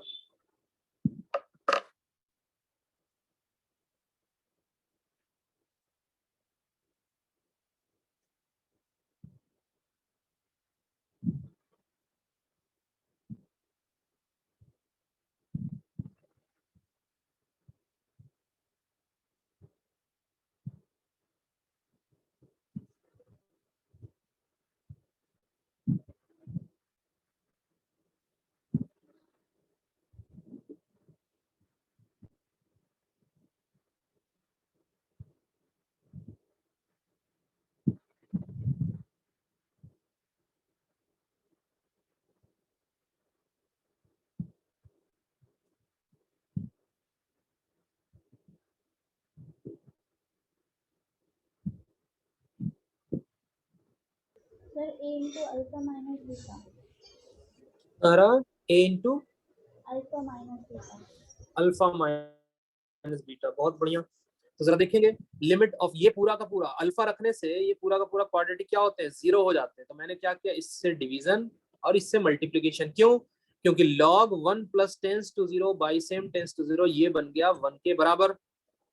और ये X square plus B X plus C को मैं लिख दूंगा A into X minus alpha into X minus beta, जिससे एक्स माइनस अल्फा कैंसिल हो गया, एक्स की जगह पे अल्फा रखेंगे तो A into alpha minus beta हो गया।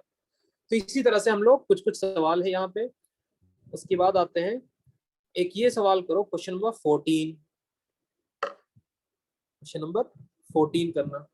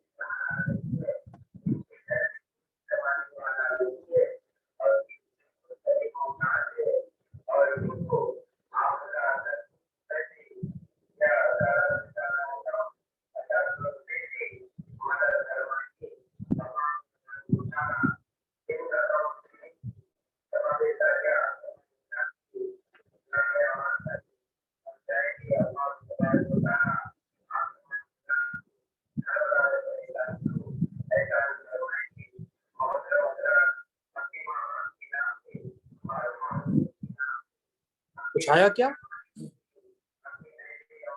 सर अभी कर रही हूँ। करो करो।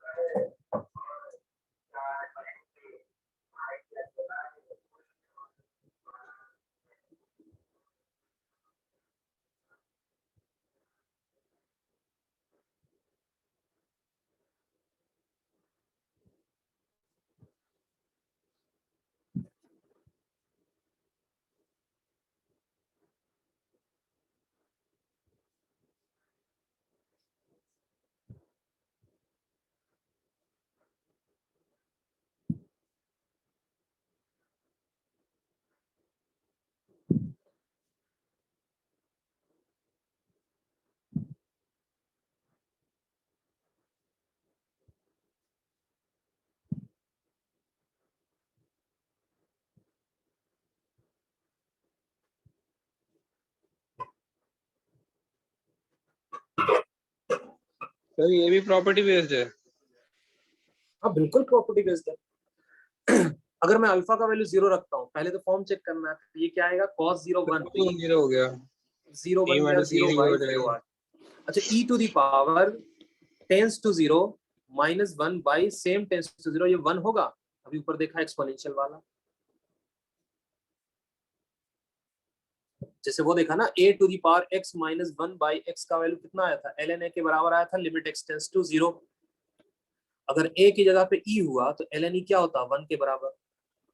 लेकिन यहाँ पे 1 होना कंपलसरी है, जब 1 होना कंपलसरी है तो मैं e को कॉमन निकाल लेता हूँ, यहाँ पे 1 हो जाएगा।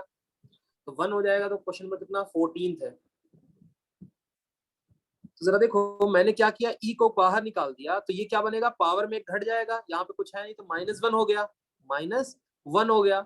-1 by alpha to the power m तो है ही, और ये किसके बराबर हो गया, -e/2 के बराबर दिया हुआ। अब जरा ध्यान से देखेंगे, ये जो पावर है ये किसके बराबर बना, ये बना टेंस टू 0 के। क्यों, क्योंकि अल्फा 0 रखने से cos 0 होता है 1, 1 माइनस 1 हो गया 0 के बराबर। तो cos alpha to the power n minus 1 और -1, तो ये tends to 0 by same tends to 0 मैं करूं cos of alpha to the power n minus 1 into same tends to 0 करूंगा, तो ये पूरा का पूरा 1 हो जाएगा। तो बचेगा क्या, सिर्फ और सिर्फ e तो बचा ही है, नीचे alpha to the power m बचा है, और ऊपर में इसका जो डिवीजन मैंने किया, मल्टीप्लीकेशन किया था वो बचा, बाकी वो वाला फॉर्मूला लग के खत्म हो गया। ये किसके बराबर दे रखा, -e/2 के, ये -e/2 के बराबर दे रखा है। मतलब ये जो लिमिट है इसका वैल्यू किसके बराबर आएगा, -12 के बराबर। और अगर मैं इसको माइनस से मल्टीप्लाई कर दूंगा तो 1 minus cos alpha to the power n और divisible by alpha to the power n, इसका वैल्यू कितना आ जाएगा, हाफ के बराबर। क्यों, क्योंकि इसके साथ ये चीज जो है वो -12 के बराबर होगा, इसका लिमिटिंग वैल्यू। तो माइनस से मल्टीप्लाई कर दूंगा तो इस लिमिट का वैल्यू किसके बराबर है, हाफ के बराबर। यहां तक हमारा एकदम सिंप्लीफाई होकर के आ गया। अब हमें m बाई एन का वैल्यू निकालना है, m बाई एन का वैल्यू निकालना है। तो 1 minus cos 2 theta, 1 minus cos theta जो होता है वो होता है 2 साइन स्क्वायर ऑफ थीटा आधा बाई एंगल 2। कर देता थीटा बाई 2। तो यहाँ पे ये आधा एंगल कर देगा तो क्या बना देगा, alpha to the power n by 2, 2 sine square, और नीचे की तरफ तो alpha to the power m है, इसका वैल्यू हाफ के बराबर होगा। ये टेंस टू 0 है, ध्यान से देखेंगे ये टेंस टू 0 है। तो मुझे क्या करना होगा, sine alpha to the power n by 2, इसका होल स्क्वायर है ना, साइन स्क्वायर का मतलब बाई सेम टेंस टू 0, तो alpha by n, alpha to the power n by 2 का होल स्क्वायर इनटू कर रहा हूं, तो ये वैल्यू 1 के बराबर हुआ। तो मल्टीप्लिकेशन भी करना होगा alpha to the power n by 2 का स्क्वायर, तो वो बच जाएगा, क्योंकि साइन वाले पूरा का पूरा फॉर्मूला से 1 हो गया, ये 2 बचा हुआ था, और ये बन गया हमारा alpha to the power n का होल स्क्वायर बाई 2 का स्क्वायर 4 हो जाएगा। तो ये क्या बना, alpha to the power 2n divisible by alpha to the power m, इसका लिमिटिंग वैल्यू 1 के बराबर है। ये पॉसिबल तभी होगा जब ये कांस्टेंट क्या हो जाए 1 के बराबर, मतलब इसका पावर क्या हो जाएगा, क्या मैं बोलूंगा 2n माइनस m आ रहा है, और ये 1 के बराबर, मतलब पावर इसका क्या आ रहा है 0 के बराबर। तो m का वैल्यू 2n के बराबर, तो m बाई n 2 के बराबर। तो ये था काम करने का तरीका, कि यहां तक तो तुमने बड़े आराम से सिंप्लीफाई किया, उसके बाद लिमिट सॉल्व किया, और लिमिट सॉल्व करने के बाद पता लगा कि इसका वैल्यू क्या है, जो रेशियो है m बाई n का वो दिया हुआ हो जाएगा हमारे पास 2 के बराबर। इसी तर्ज पे क्वेश्चन नंबर 15 है, एक बार ट्राई करना।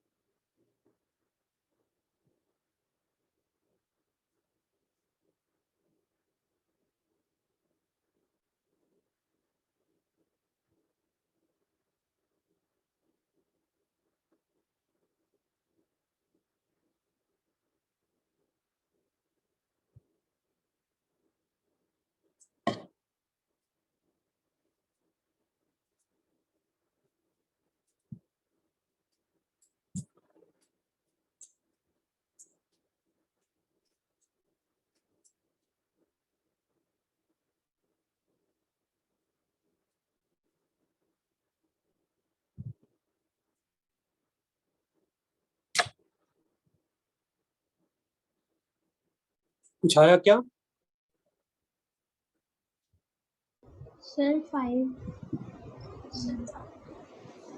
5 देखना पड़ेगा।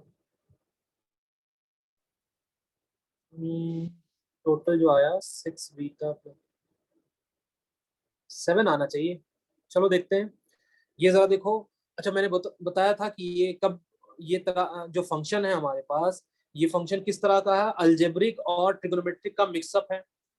अलजेब्रिक और ट्रिगोनोमेट्रिक का मिक्सअप है और ये डिफरेंस में है।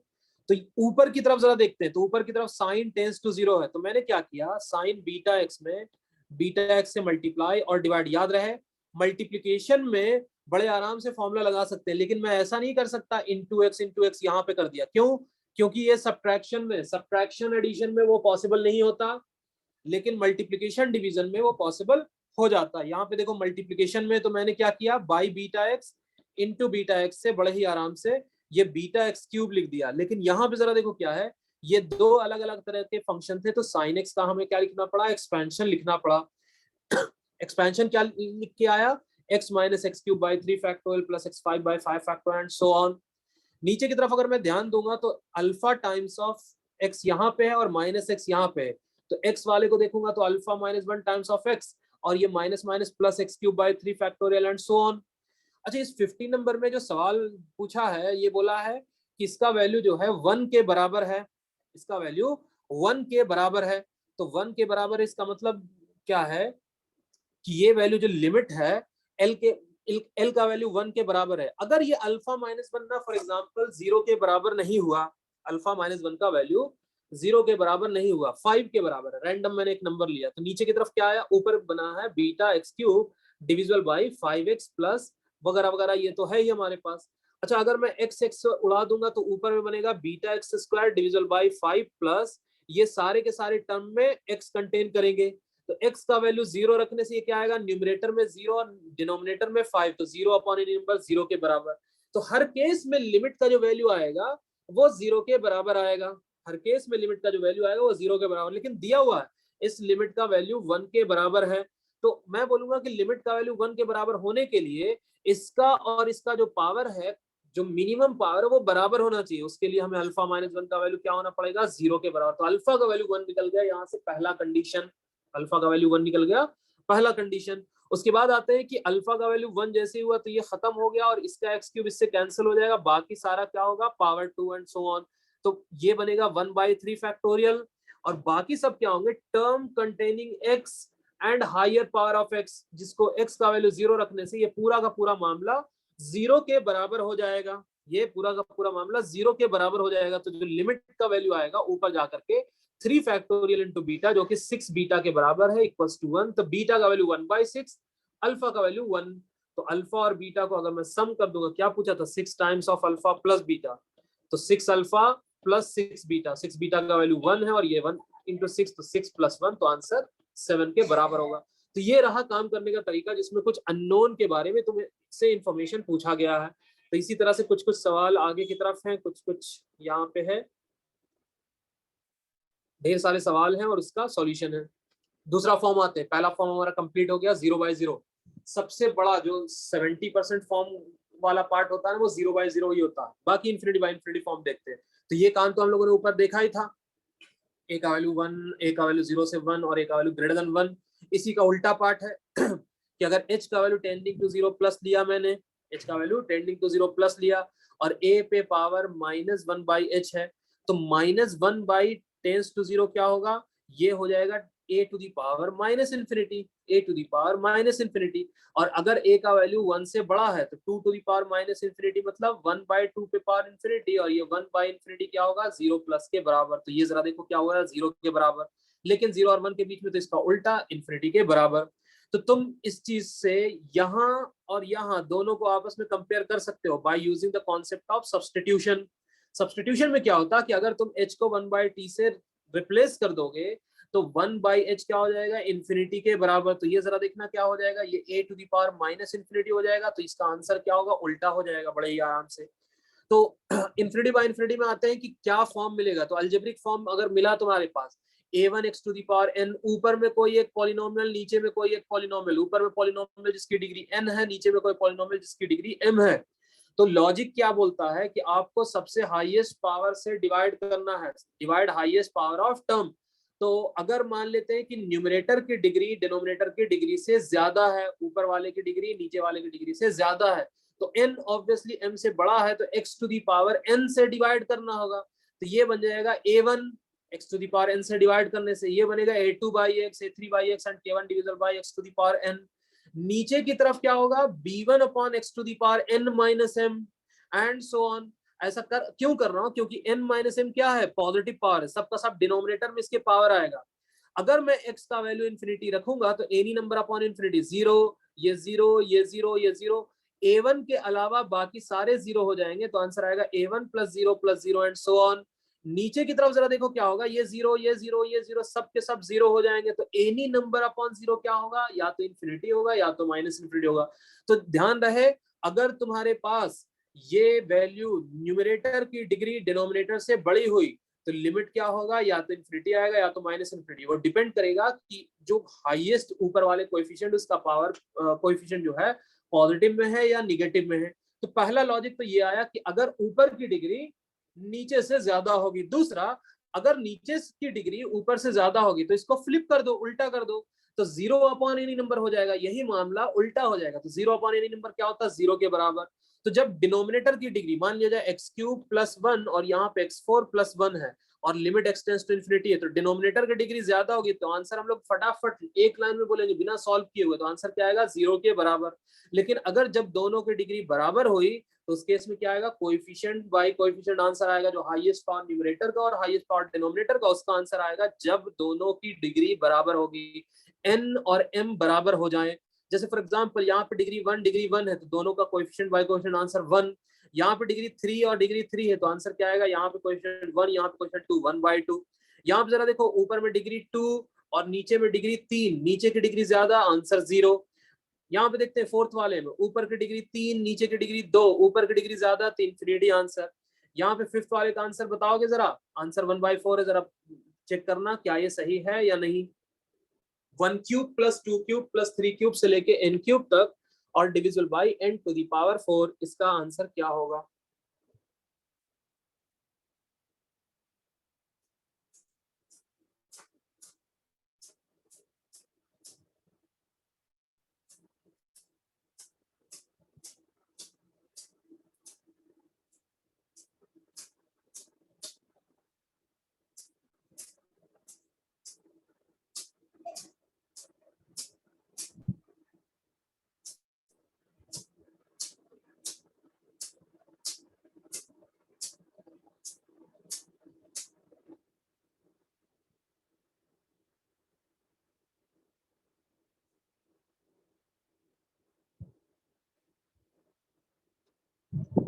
सर 1/4 ही आएगा। 1/4 ही आएगा, क्योंकि क्यूबिक के जो सम होते हैं वो कितने के बराबर होते हैं, n into n plus one by two का होल स्क्वायर, और नीचे की तरफ n पे पावर 4 है। देखो ऊपर में कितना हो गया, ये इन दोनों से मल्टीप्लाई होकर 2 और उसका पावर कर रहे हैं तो पावर 4, तो आंसर ऊपर में कोएफिशिएंट क्या है, 1/2 का होल स्क्वायर, तो 1/4 आ गया, दैट्स इट। नीचे में तो कोएफिशिएंट 1 है। इसी तरह से कुछ कुछ सवाल है, कुछ कुछ सवाल है, हाँ, जिसकी मैं बात कर रहा था, ये रहा क्वेश्चन नंबर 8। क्वेश्चन नंबर 8 में क्या है कि h टेंडिंग टू 0 प्लस है 2 e to the power 1 by h plus 3 divisible by 3 e to the power 1 by h minus 1।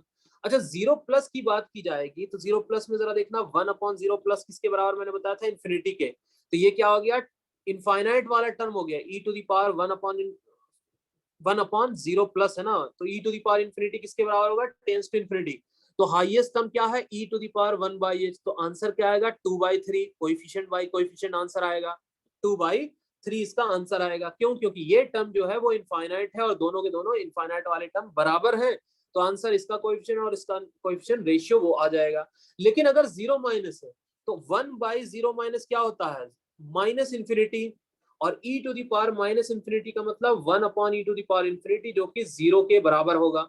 तो ये पूरा का पूरा पोर्शन 0, ये पूरा का पूरा पोर्शन 0, तो आंसर क्या आएगा, 0 माइनस 1 अपॉन 0 प्लस 1, तो आंसर कितने के बराबर आया, -1 के बराबर आया। कभी ये इन्फिनिटी बन जा रहा, कभी ये 0 बन जा रहा, तो ये डिपेंड किस पे कर रहा, 0 प्लस और 0 माइनस पे। तो इसी के बेसिस पे क्वेश्चन नंबर 10 करना।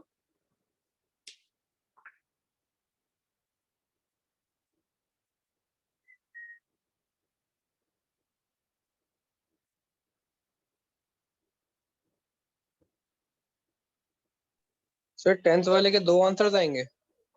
2 आंसर्स आएंगे। 2 आंसर्स मतलब इसी को तो हम लोगों ने तो LHL मतलब और एक RHL बोला था। प्लस 0 से करेंगे तो 2 आएगा, और -0 से करेंगे तो -1 आएगा। बिल्कुल, तो LHL is not equals to RHL, तो आंसर क्या होगा? Limit does not exist. तो मैंने यस सर। बताया था ना कि एग्जिस्टेंस ऑफ लिमिट का तो आगे की तरफ हम लोग चर्चा करेंगे, पहले उसको सॉल्व करना, लिमिट को सीख जाएंगे। तो अब हम लोगों ने जब लिमिट को सॉल्व करना सीख लिया है, तो अब हम लोग उस सारे पॉइंट को पकड़ेंगे कि हम लोग चेक करना होगा एग्जिस्टेंस ऑफ लिमिट कब कब, जब हम लोगों के पास क्या होगा, वो स्पेशल कैटेगरी का फंक्शन होगा, पीस वाइज फंक्शन होगा, डिनोमिनेटर में मैंने जो बताया था वो यहाँ पे मिल गया। तो दिस इज द वे जो तुम्हें LHL और RHL करके अलग अलग करना होगा। अगर मैं RHL की बात करूंगा तो RHL में क्या मिलेगा तुम्हें? आंसर 2 मिलेगा। LHL में जो आंसर मिलेगा वो -1 मिलेगा। ये दोनों बराबर नहीं है तो मैं बोलूंगा कि ये लिमिट एग्जिस्ट नहीं कर रहा। देखो ये क्वेश्चन इस तरह से अगर आता है ना, तो एग्जाम में ऑप्शन 1 रहेगा 2, ऑप्शन सेकंड रहेगा -1, ऑप्शन थर्ड रहेगा 1, और लास्ट वाला ऑप्शन रहेगा नन ऑफ दिस। कौन सा आंसर लिखेंगे बताओ? none of these. None of this होगा। क्यों? क्योंकि ना तो ये है, ना तो ये है, ना तो ये है। लिमिटिंग वैल्यू पूछा, लिमिट तो एग्जिस्ट कर ही नहीं रहा। LHL और RHL आपस में बराबर नहीं है। इसी के बेसिस पे कुछ कुछ सवाल हैं, कुछ कुछ सवाल हैं। फिर ये अच्छा सा सवाल है, देखते हैं। दिया हुआ है कि limit n tends to infinity 2 divisible by this whole quantity is equals to 0। तो बताइए आप x का वैल्यू क्या होगा? तो मैं बोलूंगा कि आखिर लिमिट का वैल्यू 0 कब आता है? लिमिट का वैल्यू 0 तब आता है जब नीचे की तरफ इनफाइनाइट हो, एनी नंबर अपॉन 0, तभी तो होगा इसका वैल्यू 0 के बराबर। इसका मतलब ये हुआ, और इन्फिनिटी में 1 के एडिशन सब्ट्रैक्शन से फर्क नहीं पड़ता। मतलब ये पूरा का पूरा टर्म क्या हो रहा होगा? इनफाइनाइट की तरफ जा रहा होगा जैसे ही n टेंड्स टू इन्फिनिटी जा रहा। तो मैं बोलूंगा कि ये पूरा का पूरा जो टर्म है, अच्छा इसको मैं a to the power b to the power c वाले मेथड से मैं बोलूं a to the power b into c होता है, तो मैं 2 को अंदर की तरफ लेके आऊंगा तो 4 by pi tan inverse 3x का whole square whole to the power n जो होगा वो टेंडिंग टू इन्फिनिटी जाएगा। इसको अगर मैं a मानूं तो जरा देखना, ये पूरा का पूरा पार्ट a है, तो limit n tends to infinity a to the power n, ये क्या जा रहा है? इन्फिनिटी की तरफ जा रहा है।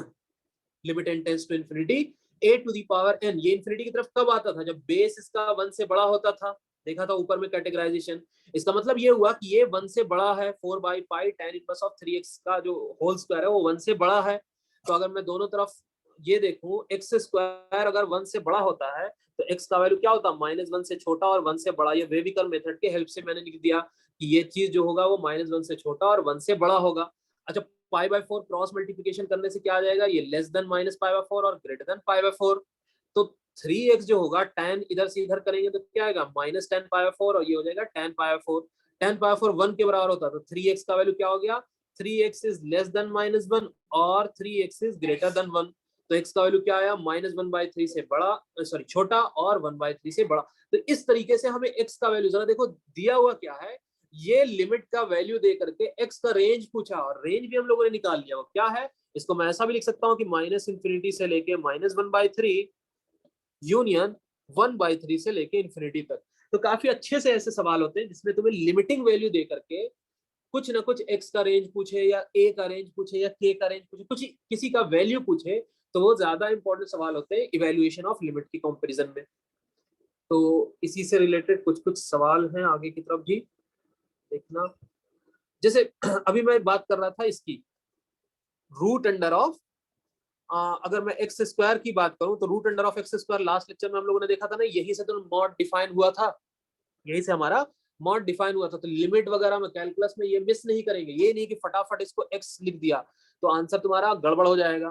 तो जैसे फॉर एग्जांपल ये एक देखते हैं, limit x tends to 0 1/2 multiplied with 1 minus cos 2x का square root divisible by x, ये किसके बराबर होगा?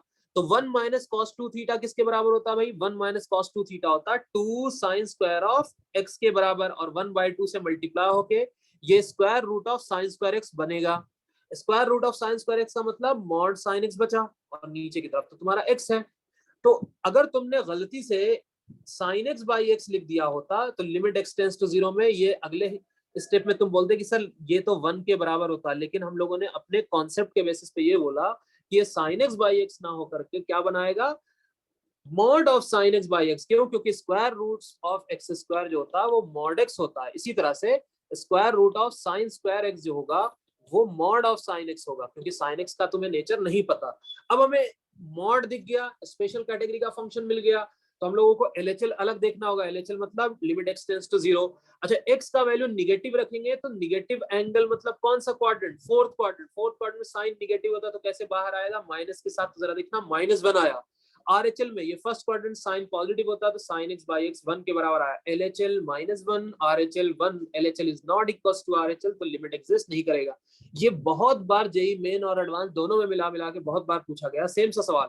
कभी ऐसा पूछता है, कभी हाफ उड़ा देता है वगैरह वगैरह, लेकिन कॉन्सेप्ट वही रहता है कि रूट से जो है साइन स्क्वायर एक्स का जो रूट होगा वो साइन एक्स के बराबर ना लिख देना, नहीं तो तुम्हारा आंसर वही का वही गलत हो जाएगा। तो ये था हमारे पास कुछ कुछ प्रॉब्लम। और उसके बाद आते हैं तीसरा, इन्फिनिटी माइनस इन्फिनिटी फॉर्म। तो इन्फिनिटी माइनस इन्फिनिटी फॉर्म में बड़ा सिंपल सा है कि अगर अलजेब्रिक फंक्शन हुआ तो हम लोग रैशनलाइज कर लेंगे, काम बन जाएगा, और वो किसमें कन्वर्ट हो जाएगा? 0/0 और इन्फिनिटी बाय इन्फिनिटी। इन दोनों को सॉल्व करने के लिए आता है। जैसे फॉर एग्जांपल n² + 1 - n, ये अलजेब्रिक है प्रॉपर्ली। इसको अगर मैं रैशनलाइज करूंगा इसके कॉन्जुगेट से तो a² - b² टॉप पे और डिनोमिनेटर में ये रहा। n² से n² गया, ऊपर में बचा 1 और नीचे में बचा कितना? n plus root under of n² + 1। अगर मैं इनफाइनाइट रखूंगा तो 1 अपॉन इन्फिनिटी प्लस इन्फिनिटी। ध्यान रहे इन्फिनिटी प्लस इन्फिनिटी क्या होगा? इन्फिनिटी के बराबर ही है। 1 अपॉन इन्फिनिटी किसके बराबर होगा? 0 के बराबर। तो ये था हमारा फर्स्ट एग्जांपल। दूसरा एग्जांपल कि a² n² + bn + 1 का square root minus n infinity minus infinity फिर से है। क्यों? क्योंकि n का वैल्यू इन्फिनिटी रखेंगे तो इन्फिनिटी में कुछ एडिशन सब्ट्रैक्शन करने से ये भी इन्फिनिटी और ये भी इन्फिनिटी डिफरेंस में है तो इन्फिनिटी माइनस इन्फिनिटी हो गया। मैं इसको रैशनलाइज करूंगा इसके कॉन्जुगेट से तो रूट a² n² + bn + 1 और प्लस an ये जो आ जाएगा डिनोमिनेटर में, और यहाँ पे क्या आएगा? First square minus second square, तो a² n² कैंसिल हो गया। ऊपर में बचा bn + 1 और नीचे में बचा an + a² n² + bn + 1। अच्छा, n का वैल्यू इन्फिनिटी रखेंगे तो ये भी इन्फिनिटी ये भी इन्फिनिटी, तो इन्फिनिटी बाय इन्फिनिटी आ गया। लॉजिक क्या बोलता है? पावर चेक करो तो ऊपर का हाईएस्ट पावर 1, नीचे का हाईएस्ट पावर यहाँ पे भी 1, और ये पावर 2 पे ओवरऑल हाफ पावर लगा हुआ, तो पावर कितना हुआ? पावर 1 ही हुआ। यहाँ से भी 1 से पावर यहाँ से 1 पावर यहाँ से, तो दोनों का कोएफिशिएंट कंसीडर होगा। ऊपर का कोएफिशिएंट कितना? b, नीचे का कोएफिशिएंट ये कितना? a, और इसका कोएफिशिएंट कितना? Square root of a square. तो बाहर आएगा मॉड ए के साथ, क्योंकि ए दिया हुआ पॉजिटिव रियल, तो मॉड ए क्या निकलेगा? ए के बराबर। तो आंसर क्या है? b/2 है। अगर कोई अदर फंक्शन इन्वॉल्व हुआ तो हम लोग क्या करेंगे? एलसीएम लेने की कोशिश करेंगे। जैसे for example limit x tends to 0, 1/x² - 1/tan²x। x का वैल्यू 0 रखने से 1/0 इन्फिनिटी, और 1/tan0 भी 0 होता है तो 1/0 क्या हो गया? Infinity minus infinity. इसको अगर मैं एलसीएम लूंगा तो tan²x - x² upon x² tan²x। अगले ही स्टेप में एक लाइन में ही तुम्हारे पास जो बन के आया ये फॉर्म, ये 0/0 फॉर्म बन रहा, देख लो, क्योंकि tan 0 0, 0 में से 0 घटाओगे तो ये 0 बना, और नीचे में 0 × 0 0 के बराबर। तो आंसर क्या, कौन सा फॉर्म बन गया? 0/0। अब तो इसमें सॉल्व करना हमें आता ही है। जरा देखेंगे ध्यान से कि tan²x - x², इसमें जरा देखो मल्टीप्लिकेशन में तो बाई x² × x² कर दो, tan tends to 0 by same tends to 0, जिससे तुम्हारा कैलकुलेशन इजी होगा। तो ये बन गया x⁴ और tan²x - x² तो है ही। इसको मैं first square minus second square से लिखूंगा तो tan x - x × tan x + x। तो tan x - x × tan x + x अगर मैं ध्यान दिलवाऊं तुम्हारा, तो फिर से वही चीज है जो मैंने ऊपर की तरफ सीरीज में बताया था कि सीरीज कब यूज होता है? जब tan वगैरह में ना, tan साइन में x का एडिशन सब्ट्रैक्शन वगैरह हो। यहाँ पे फिर से देखो वही सब्ट्रैक्शन एडिशन आ गया, तो tan x का सीरीज लगाना पड़ेगा। तो tan x का सीरीज क्या होता है भाई? ये होता है x + x³/3। बस इतना याद रखना है, 2 से 3 टर्म। तो यहाँ पे अगर मैं रख दूंगा तो इसका वैल्यू क्या आ जाएगा? x से x कैंसिल हो जाएगा, तो x + x³/3 होता है ना, एंड सो ऑन। तो ये x से x कैंसिल हो जाएगा, tan x - x, तो बचेगा क्या? 1/3 इसका कोएफिशिएंट बचेगा, x³ से x³ डिवीजन हो करके, और प्लस x कर दूंगा तो ये 2x प्लस हो जाएगा, और x से x डिवीजन हो गई, यहाँ पे इसका वैल्यू क्या होगा? 2 के बराबर। शॉर्टकट में किया हुआ इसका आंसर 2/3 के बराबर आया। इसका आंसर 2/3 के बराबर आया। ये कैसे आया भाई? By applying put the series put करने से। सीरीज पुट करोगे तो तुम्हारा आंसर आ जाएगा। मैंने यहाँ पे ब्रैकेट में लिख दिया कि क्या किया है। अब जैसे for example n belongs to natural number, तुमसे पूछा गया कि आप इसका वैल्यू बताइए। Root of n² + n + 1 minus root of n² + n + 1 का स्क्वायर ब्रैकेट मतलब GIF। तो तुम बोलोगे पहले सर इस GIF को ना हटाते हैं, GIF को हटाने के लिए हम लोग काम ये करेंगे कि मैं बोलूंगा कि n square plus n plus 1 जो है ये n स्क्वायर और n square plus 2n plus 1 के बीच में, क्योंकि n जो है पॉजिटिव नंबर है, n नेचुरल नंबर है और टेंडिंग टू इन्फिनिटी है, तो n एक पॉजिटिव नंबर है, तो ये चीज क्या हो जाएगा, n square plus 2n plus 1 और n स्क्वायर के बीच में होगा, क्योंकि इसमें प्लस n ऐड कर दूंगा तो ये नंबर से क्या हो जाएगा, बड़ा हो जाएगा, और इन दोनों को हटा दो तो इस नंबर का से तो छोटा होगा, तो ये दोनों तरफ अगर मैं स्क्वायर रूट लगा दूंगा तो ये बन जाएगा n और ये बन जाएगा n प्लस 1 और ये बन गया square root of n square plus n plus 1। जरा देखना ये स्क्वायर रूट का जो वैल्यू है दो इंटीजर के बीच में है, n और एक n प्लस 1। n हमारा नेचुरल नंबर है ना, इसलिए मैं बोल रहा हूँ कि ये दो नेचुरल नंबर के बीच में एक n और एक n प्लस 1, तो ये दोनों के बीच में मान लिया जाए ये रहा हमारे पास n और ये रहा n प्लस 1, यहाँ पे कहीं पे ये है जिसका नाम है root under of n square plus n plus 1। तो प्रीवियस इंटीजर की तरफ देता तो इसका डब्बा क्या देगा, ग्रेटेस्ट इंटीजर जो है n के बराबर मिलेगा, n के बराबर मिलेगा। तो लिमिटिंग वैल्यू में जरा देखो क्या हो गया, ये कुछ और नहीं बल्कि n के बराबर है, ये तुम्हें परेशान करने के लिए यूं ही दिया गया। अब तो इसके आगे तुम्हें इन्फिनिटी माइनस इन्फिनिटी सॉल्व करने के लिए आता ही है, रैशनलाइज करो और इसके बाद कोएफिशिएंट देख लो, आंसर आ जाएगा। तो ये था काम करने का ओवरऑल तरीका इन्फिनिटी माइनस इन्फिनिटी में, ज्यादा कुछ ये तोड़ नहीं है। फिर आते हैं हम लोग 1 टू द पावर इन्फिनिटी, ये थोड़ा अच्छा सा फॉर्म है, इससे बार बार सवाल आते हैं। एक चीज जो आता है ना ई, तो लोग पूछते हैं कि ई का वैल्यू क्या है, ई मतलब क्या होता है, तो डेफिनेशन जो एक्चुअली डेफिनेशन होता है ना ई का क्या, वो ये लिमिट में बताया जाता है कि ई का डेफिनेशन क्या। तो डेफिनेशन ऑफ ई क्या है भाई, कि अगर मैं एक लिमिट लूं, limit x tends to infinity 1 plus ये क्या है, ये टेंस टू 0 है, ये इसके साथ जो है ये तुम्हारे पास टेंस टू 0 है, 1 प्लस टेंस टू 0, और उसके ऊपर जो है पावर में वो क्या है, उसका जस्ट रेसिप्रोकल है, रेसिप्रोकल ऑफ टेंस टू 0, तो उसका आंसर क्या आ जाएगा, ई के बराबर मिल जाएगा। अच्छा, इसको अगर मैं रोजमर्रा की जिंदगी से थोड़ा कंपेयर करवाऊं तो एक चीज पढ़ते थे, कंपाउंड इंटरेस्ट CI का वैल्यू क्या होता था, P into 1 plus R by 100 पे पावर T, ये होता था कंपाउंड इंटरेस्ट का वैल्यू, माइनस P कर देते थे obviously, P into 1 plus R by 100 whole to the power T minus P, तो ये आता था CI के बराबर कंपाउंड इंटरेस्ट। तो R क्या होता था, रेट ऑफ इंटरेस्ट, और T होता था टाइम पीरियड। अब जरा देखो, अगर मान लिया जाए हमारे पास 100 रुपए है, 10% पर एनम बोला है, तो एक साल के बाद इसका जो अमाउंट होगा वो 110 रुपए हो जाएगा। ये सभी को निकालने के लिए आता है, क्योंकि एक साल में कंपाउंड इंटरेस्ट निकालो या सिंपल इंटरेस्ट निकालो, बात बराबर है।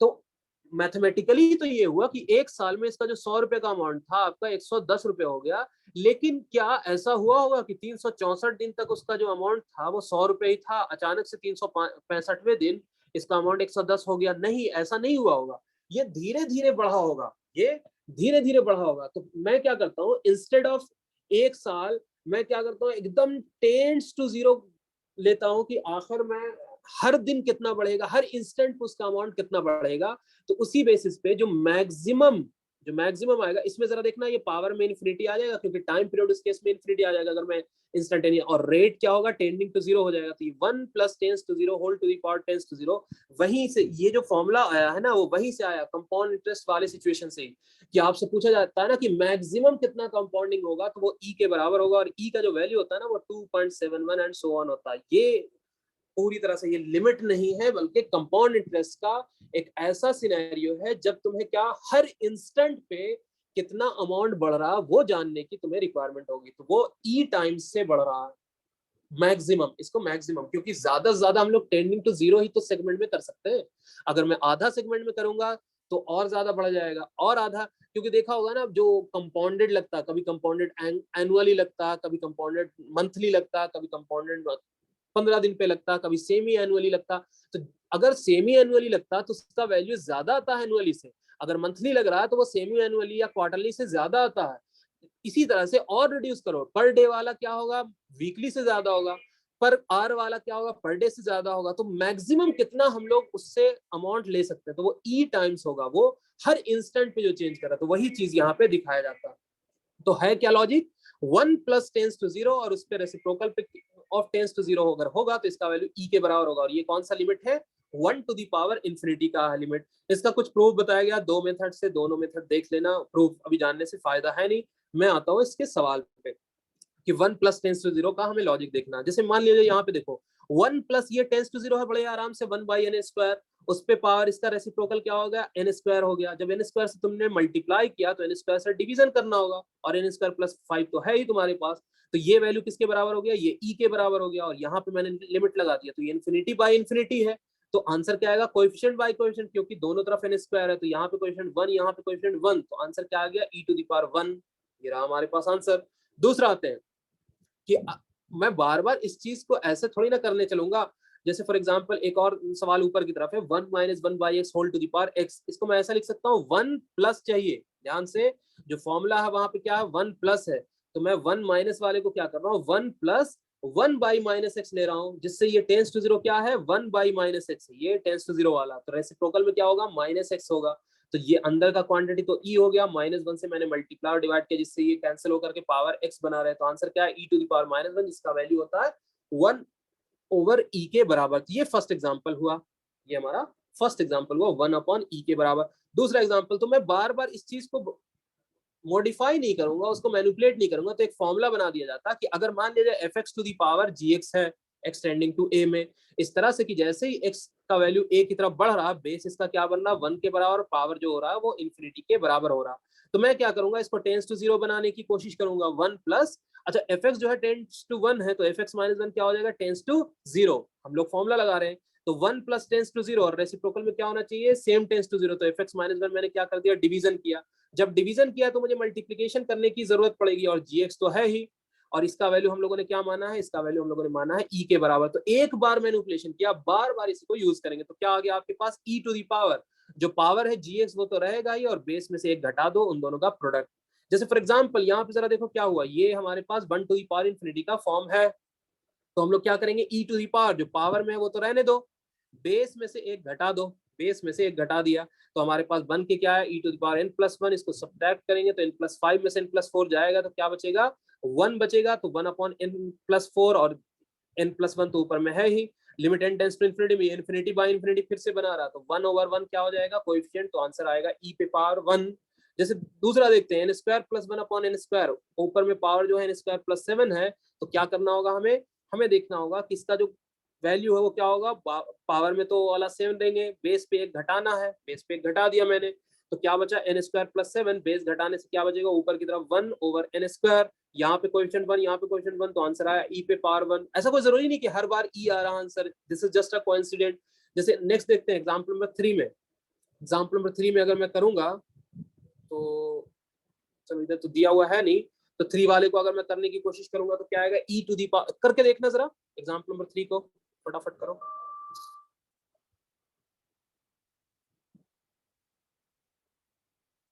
क्या इसका answer e raise to the power 5 आ रहा है, चेक करो।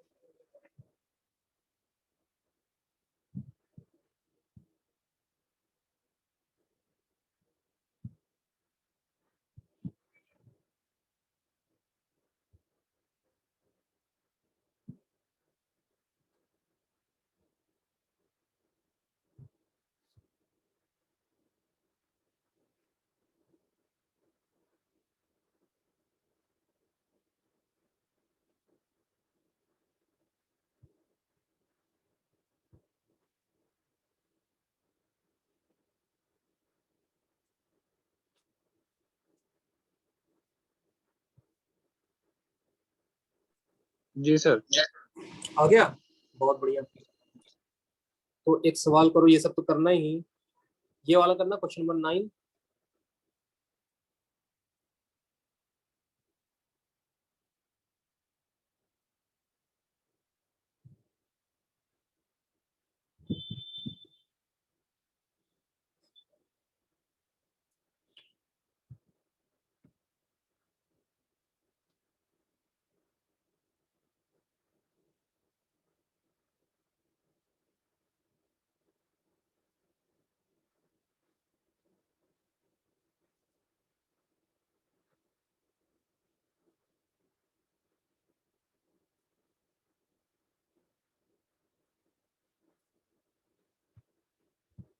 ई टू दी पावर 0 में क्या होगा, 1 होगा, और ये तो 0 हो गया, तो 1 टू दी पावर इन्फिनिटी फिर से है।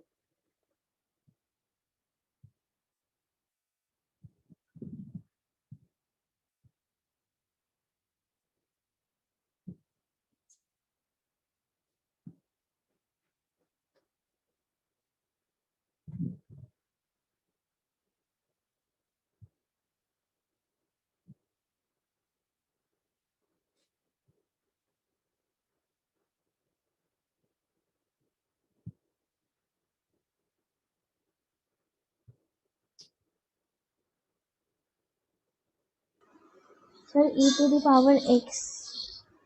e to the power x ना, e to the power x तो नहीं आना चाहिए। इसको हम लोग अगर करेंगे तो ये क्या आएगा, e to the power base में से एक घटाना ना, 1/x तो है ही। पहली लिमिट पुट करके अगर ऐसा नहीं है, नहीं ऐसा नहीं कर सकते ना, एडिशन में नहीं कर सकते, बताया था, मल्टीप्लिकेशन डिवीजन में हो सकता है। इसमें e to the power x plus x minus 1 ये करना है ना, लिमिट x टेंस टू 0। तो जरा देखना क्या होगा, e to the power, इसको अगर मैं x को बारी बारी से डिस्ट्रीब्यूट कर दूं तो ये बनेगा e to the power x minus 1 by x, और x से x डिवीजन हो जाएगा तो 1 बनेगा। क्या ये सही है? Yes sir. अच्छा वो वाला देखना, इसके पावर पे एक फॉर्मूला बन रहा है, उसका वैल्यू किसके बराबर होता है, 1 के बराबर होता है। ये बन गया e to the power 1 plus 1, तो बड़ा ही आराम से e to the power 2 हो गया। आया समझ में?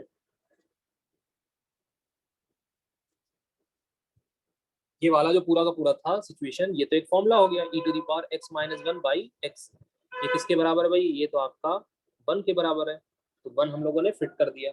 और बाकी ये तो 1 ऐसी है जो कि तुम्हारा उतना खास काम नहीं है। तो इसमें ढेर सारे सवाल हैं, तुम्हें कुछ इधर उधर सवाल करने की जरूरत नहीं है, सिर्फ नोट्स, इतने कम टाइम में पता क्या करना, सिर्फ नोट्स के सवाल करो, प्रीवियस से क्वेश्चन करो, आराम से सॉल्व हो जाएगा जितने भी सवाल होंगे। तो ये रहा हमारे पास इन्फिनिटी बाय इन्फिनिटी। फिर आते हैं एक सैंडविच थ्योरम है, यहाँ से कल स्टार्ट करेंगे, ठीक है, सैंडविच थ्योरम एंड ऑल। मैं नोट्स भेज देता हूँ, ठीक है। Okay sir. Okay sir.